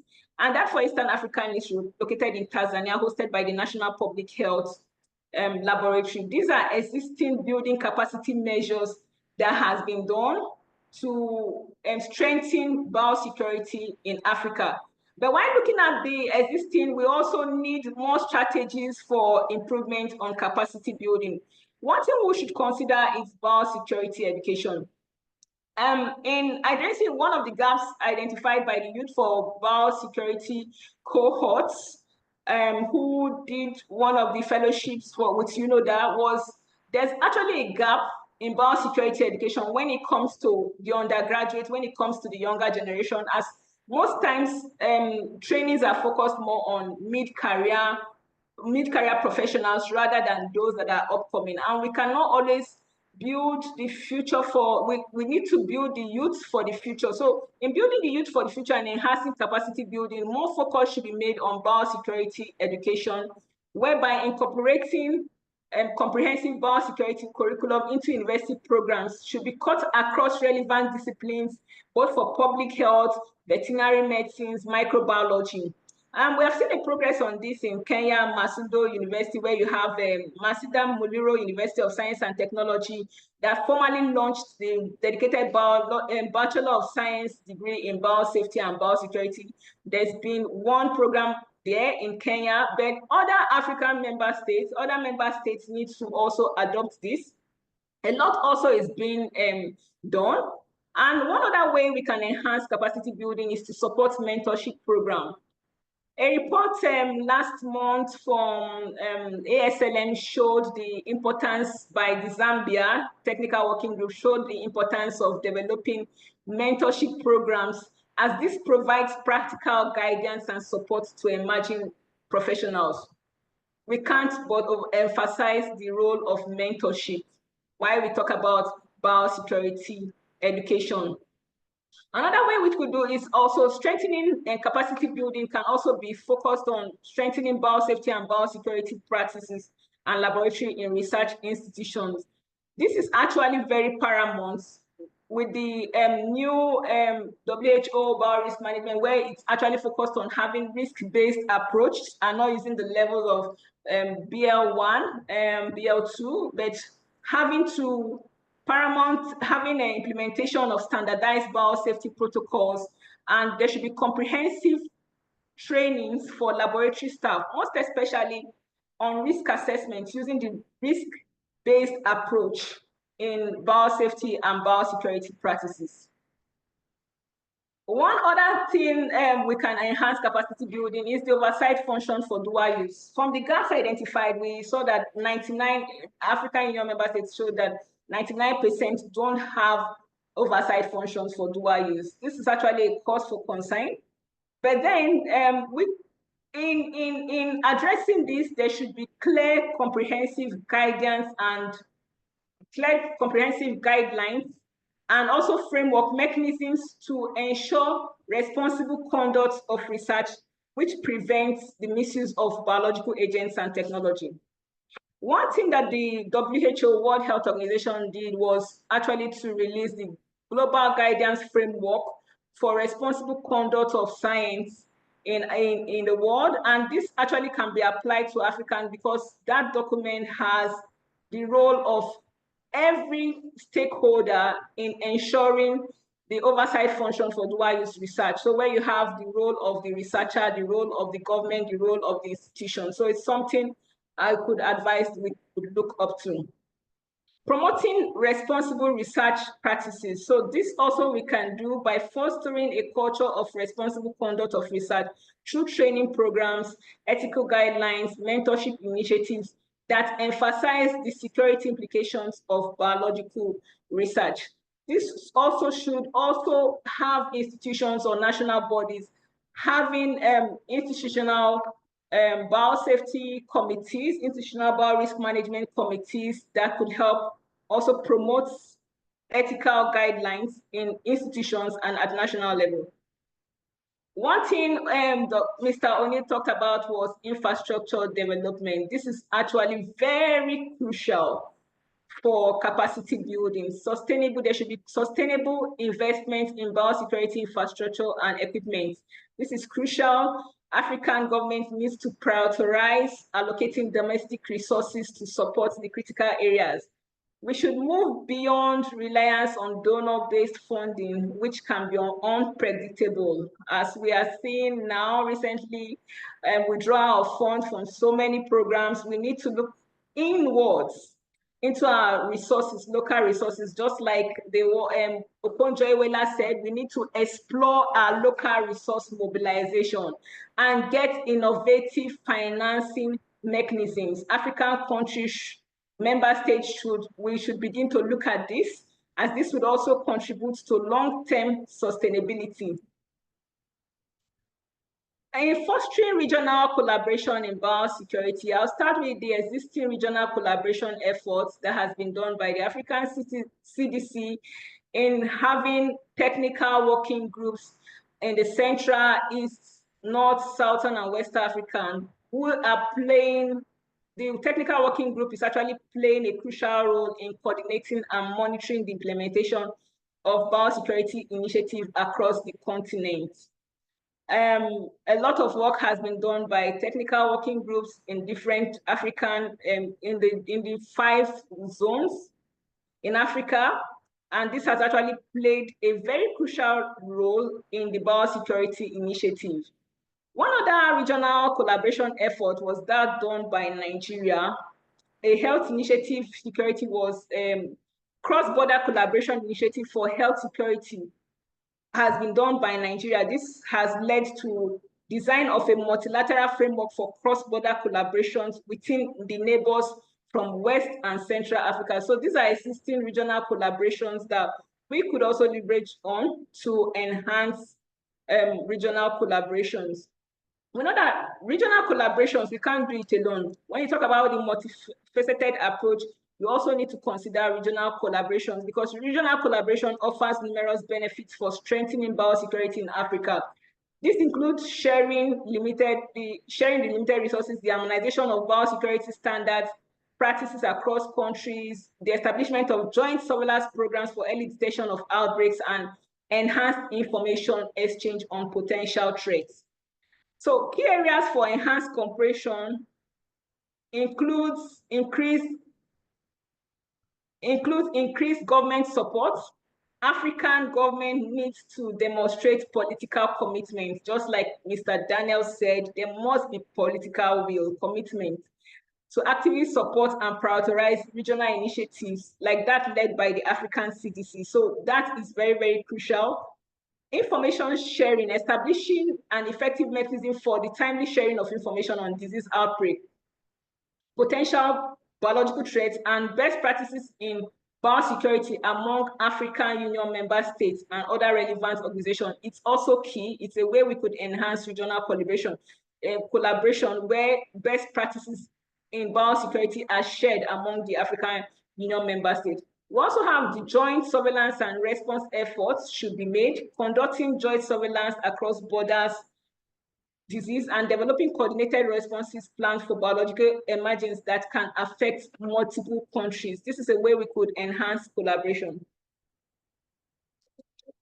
In conclusion, I'll say biological threats transcend national borders. It doesn't just stay in one nation, it transcends national borders, making regional collaboration an indispensable component of a robust African biosecurity framework. So enhancing the African biosecurity framework is critical imperative It's a critical imperative in an era marked by increasing biological threats, advances in sciences. There needs to be an enhanced biosecurity framework.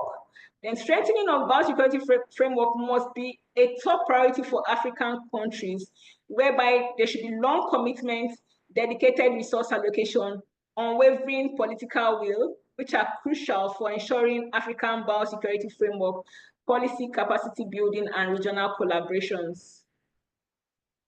Thank you very much for listening to our African French colleague. Merci beaucoup and asante to those from the Swahilis. Thank you. And once more, congratulations to the BWC on the 50th anniversary. Thank you, Get Consortium, for inviting me to take this presentation. Thank you, I appreciate it. Thank you.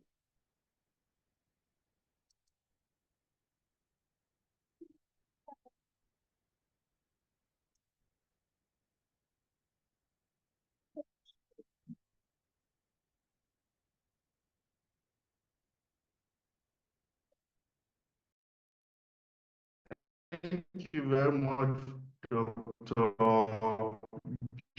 Julie, for that very detailed presentation. Let me remind our participants again that we're going to be sharing the slides that you can have it for to learn more for capacity building and to understand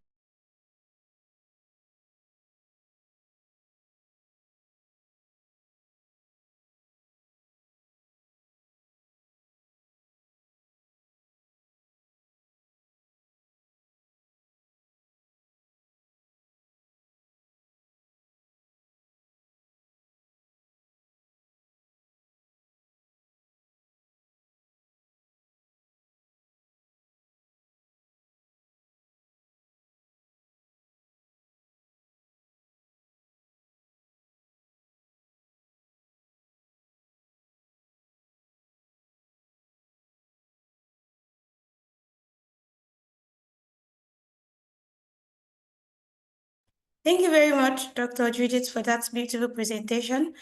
And to round it up, we have our last speaker for the day, the last but not the least. I would now like to invite Dr. Henry Arola. Dr. Henry Arola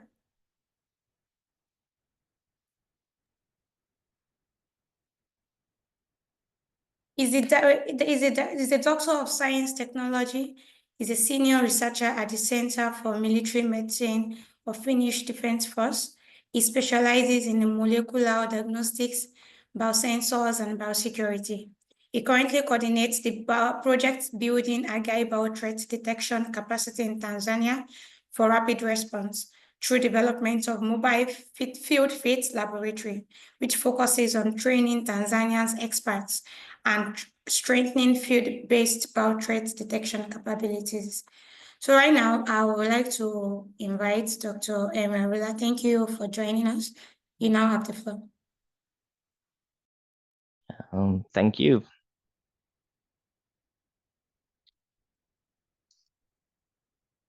So I'll share my screen.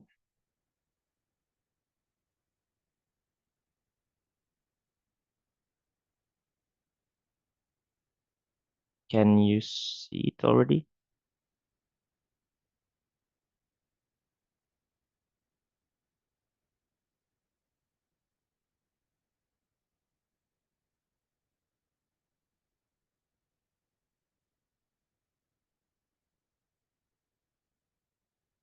So is my voice okay and you can see my presentation?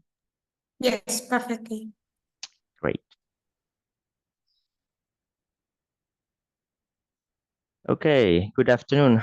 And thanks for the kind introduction. For me, it's an honor to join you today at this GT webinar and share a practical case study on Finland-Tanzania biosecurity collaboration, which is an example of this Article 10 of BWC in action. The project background. The collaboration began back in 2014 and has since spanned 2 project phases with a combined budget of just over 1.5 million euro, funded by the Ministry for Foreign Affairs of Finland. The aim has been to strengthen laboratory capacity in Tanzania and raise awareness on biosafety and biosecurity. Our main partner in Tanzania is Tanzania Veterinary Laboratory Agency, TVLA, under the Ministry of Agriculture, Livestock and Fisheries. And on the Finnish side is Center for Military Medicine, which leads the implementation. The project directly supports international frameworks such as the Global Health Security Agenda and the Global Partnership Against the Spread of Weapons of Mass Destruction. And specifically, we align with the SIMBA initiative, focusing on mitigating biological threats in Africa. BWC has been a key reference point. Article 10 of the BWC encourages international cooperation for peaceful biological purposes. And this project is a practical example of how such cooperation can strengthen global health security. Our project also enabled the participation of TVLA's director in BWC meetings in Geneva in 2015 and 16, and supported Tanzania's eventual ratification of the BWC in 2019.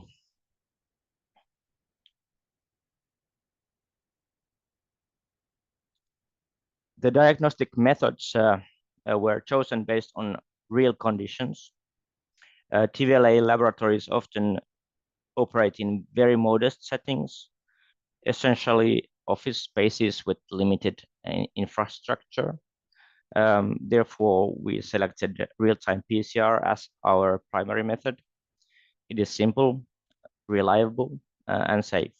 And most importantly, it does not require culturing dangerous pathogens, but still offers sensitivity to detect agents like anthrax, brucellosis, Rift Valley fever from blood samples.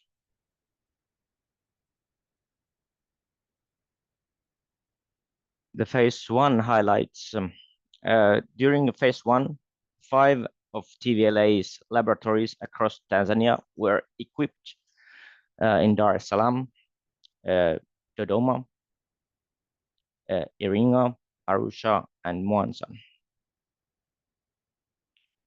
We carried out training both locally in Finland, including a training of trainers model that aimed for long-term sustainability. And this was the foundation, building the national diagnostic and biosafety capacity from the ground up.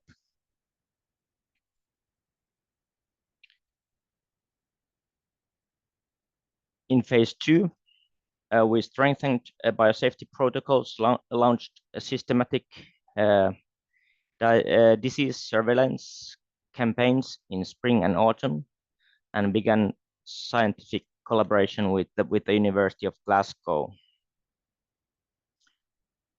We also tested field-capable sequencing tools such as Oxford Nanopore, MinION, in collaboration with the University of Helsinki.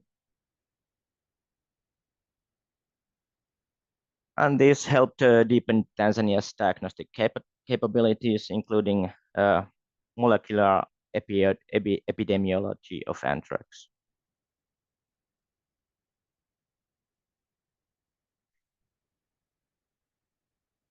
And then some of achievements.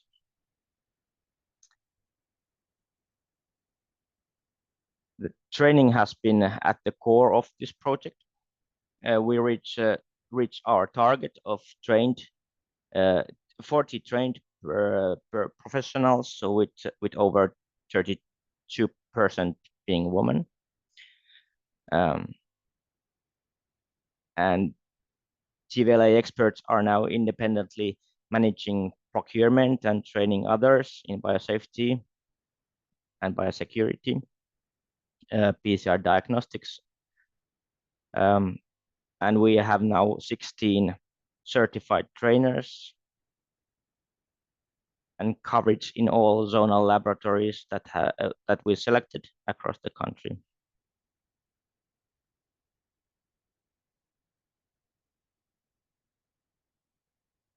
The project supported the organization of annual multisectoral laboratory network meetings, bringing together partners from different disciplines, wildlife experts, veterinary experts, as well as human health experts. And these meetings became a key platform to share experiences on biosafety diagnostics and outbreak response using One Health approach. And again, we were proud to contribute to Tanzania's ratification of this BWC.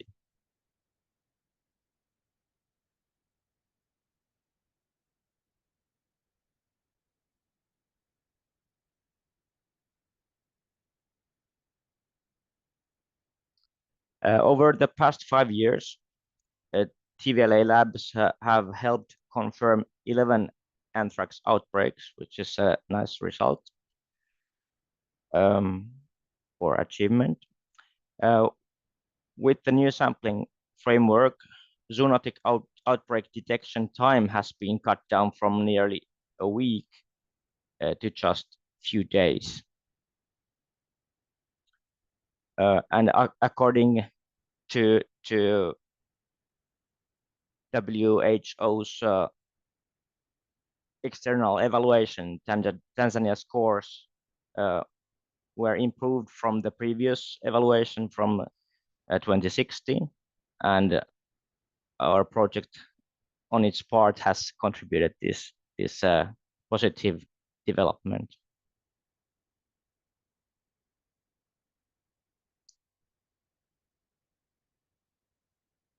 And then benefits for Finland.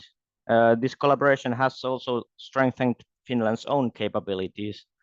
We have gained experience operating in hot, remote, and infrastructure limited environments. And these lessons have supported the development of Finland's biosafety level 3 lab capacity and our mobile CBR and diagnostic laboratory. Importantly, this has involved cooperation between the ministries of defense, foreign affairs, and health, making it a true cross-sectoral effort.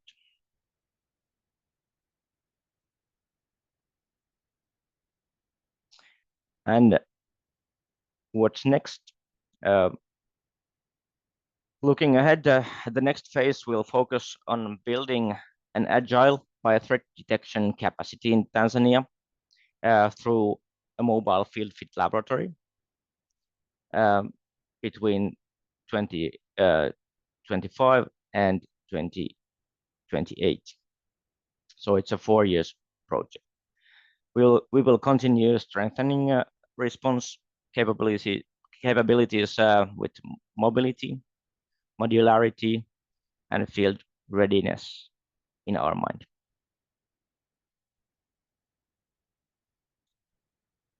So with that, I thank you for your attention, and I am happy to answer questions. And you can, of course, contact me by email if you would like to continue conversation after this webinar. So thank you. Thank you, Dr. Arola, for that. And right now, because of our time, we behind schedule. We'll be taking just a few questions. We have a number of questions here, but we'll be taking the first one, which says, Daniel, would it be more beneficial to have an international organization to coordinate better? Any reason why the African countries are delaying becoming signed parties? And what could be the reason for compliance and verification being done last in the 90s? Mr. Daniel, you have the floor. Yeah, thanks very much, and thanks for the very, very good questions as well. So yeah, first of all, on the question of an organization, I mean, this is something that has been discussed before by BWC states parties and is actually on the agenda of the working group that's meeting currently as well. They are considering organizational and institutional issues. It really is something that is probably, I would say, quite necessary. I mean, we've seen over the last few years the work that I described that we have been doing with African countries, for example. It's only possible by having resources and staff, so having money and staff to be able to organize training courses, to respond to requests for assistance and everything. So, you know, in order to have a strong convention, as with anything else, if you want something to be stronger, if you want to improve something, it is going to cost money, it is going to take resources. So I think there is a strong case there for some kind of bigger entity to support the BWC. What that looks like, how it's funded, where it's based, all of those questions are questions for our states parties to discuss within the working group.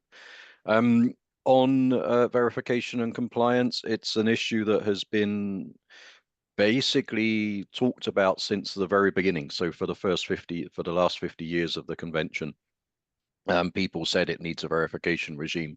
For various reasons, it wasn't possible 50 years ago because that was in the middle of the Cold War. There was tensions between the East and the West. It was seen as technically quite challenging to do it then. It's obviously technically quite challenging still, and politics hasn't become any easier either.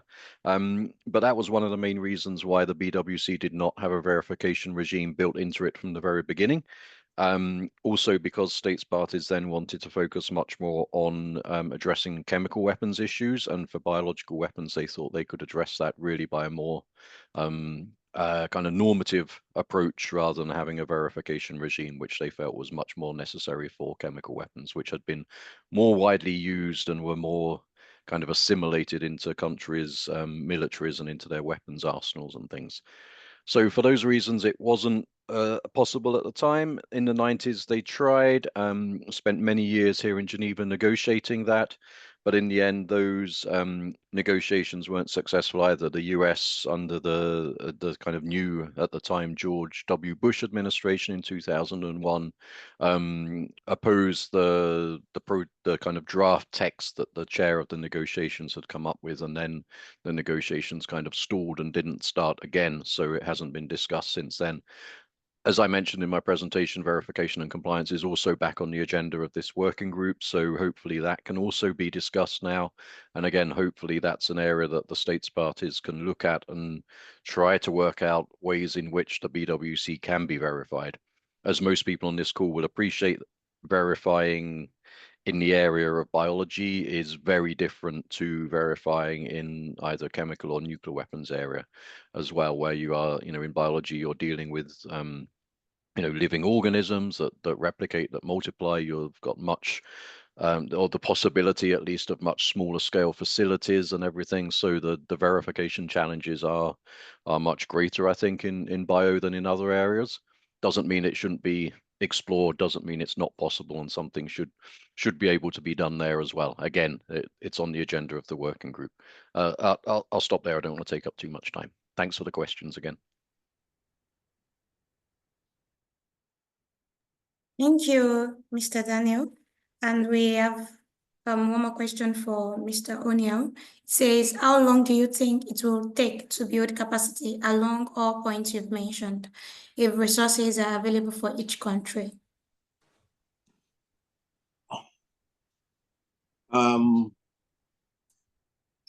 This is a bit of a challenging question, I must say. So in a nutshell, and so while timeline may vary with respect to, of course, country-specific factors. I think realistically, as I think this through, a realistic estimate for what I would call meaningful and most importantly, sustainable capacity building would be somewhere between 5 to 15 years, to be honest with you. And this is again, assuming that there is consistent, not sporadic, but consistent investment and political commitment, those two things operating together. I think in the short term, let's say 1 to 3 years, there are some core activities that would have to be conducted. Of course, baseline assessments would have to be conducted. Drafting, of course, national biosecurity strategies and so on. And most importantly, as I spoke to earlier, and as was also underscored by Daniel, the legal frameworks being put in place, that has to be done. Then again, training and awareness building is also key, and that's a very fundamental short-term activity involving, as you can understand, initiating educational and awareness building initiatives for public health officials, for the lab workers, as I had mentioned before, and frontline people like customs officers as well, for these materials going in and out of countries. And most importantly, policymakers. They also would have to be a key part of this. Most fundamentally, however, in the short term, and this goes back to a big part of my presentation concerning upgrading existing BSL-2, BSL-3 labs. That is also a very core activity that really needs to take place. Medium term, and a bit of this, of course, would start in the short term. Infrastructure development, renovating secure labs, for instance, improving surveillance systems, as I mentioned. And again, early in my presentation, looking at emergency response networks.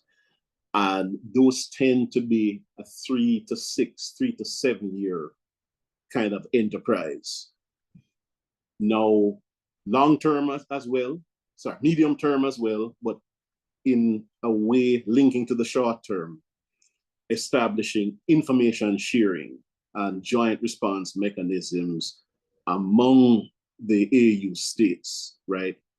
And again, as I had mentioned in my presentation, the sub-regional entities, ECOWAS, EAC, SADC, and so on.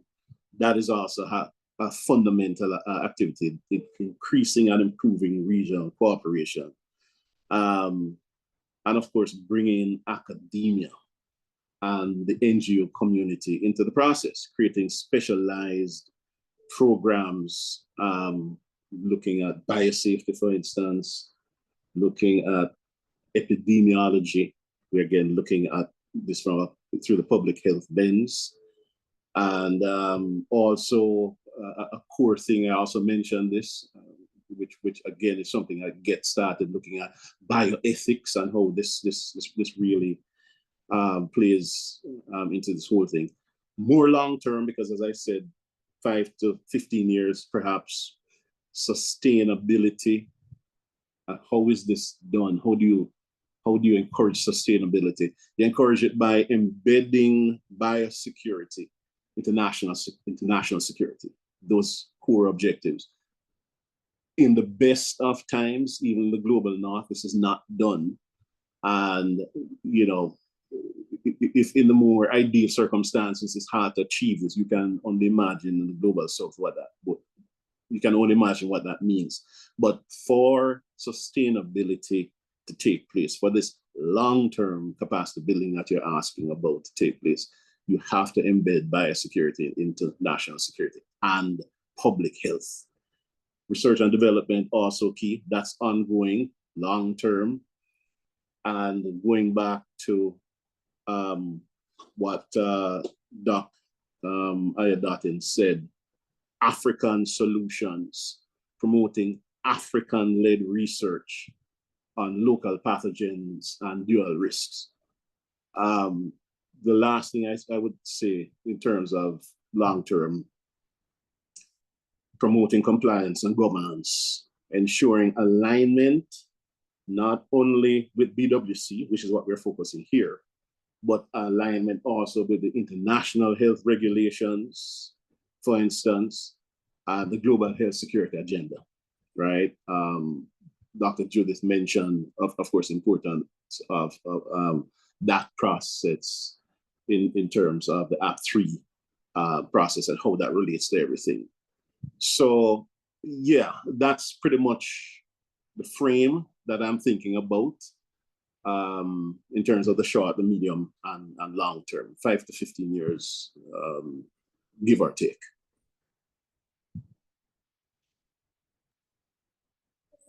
Thank you so much, Mr. O'Neill. We do greatly appreciate everyone. So before we round up, I would like to share some exciting activities at GET that you could be part of. So we have the 11th African Conference on One Health and Biosecurity coming up on the 5th to 7th of November 2025. The theme is Artificial Intelligence and Biosecurity, Governance, Opportunities, and Risk for Africa. So this will explore the role of artificial intelligence in shaping Africa's biosecurity landscape. So it's going to be a collaboration of global health experts, artificial intelligence experts, policymakers, and experts all over the world for us to explore how Africa can shape context-specific, ethical, and forward-thinking AI-driven biosecurity systems. For more information, you could check our website at www.getafricaconference.org. www.getafricaconference.org. So we greatly appreciate our speakers. Thank you, Mr. Daniel Fix. Thank you, Mr. O'Neill Hamilton, Dr. Judith Okolo, and Dr. Henry Arula. Thank you so much. We'd like to give the mic to Dr. Dotson to take over from me. Thank you very much, Fitz. Sorry, guys. I have another meeting at another part of the city. I'm in the car driving now. Because I just think I have to say thank you very much to our speakers. Your presentations were wonderful, and because of the depth of information we've had, we've spent far more time than we planned to. But I sincerely appreciate your presentations. Thank you for sharing from your wealth of knowledge. Say a big thank you to you, Daniel, and congratulations again for the fantastic job you're doing. Thank you, O'Neill. Thank you, Aula, Judith. I appreciate you. I would say we look forward to continuous collaboration between your organizations and GET. And to our audience, like I used to say, you are the reason why we do this every month. Thank you for staying with us in the last 2 hours. And like we promised, we are going to share the slides immediately after these presentations, and we are also going to share the certificates. So thank you to everybody. Have a fantastic rest of the day from wherever part of the world you're joining us, and we look forward to another interesting presentation this time next month. Thank you, and bye for now. Thank you. Yeah, bye-bye. Thank you, bye. All right.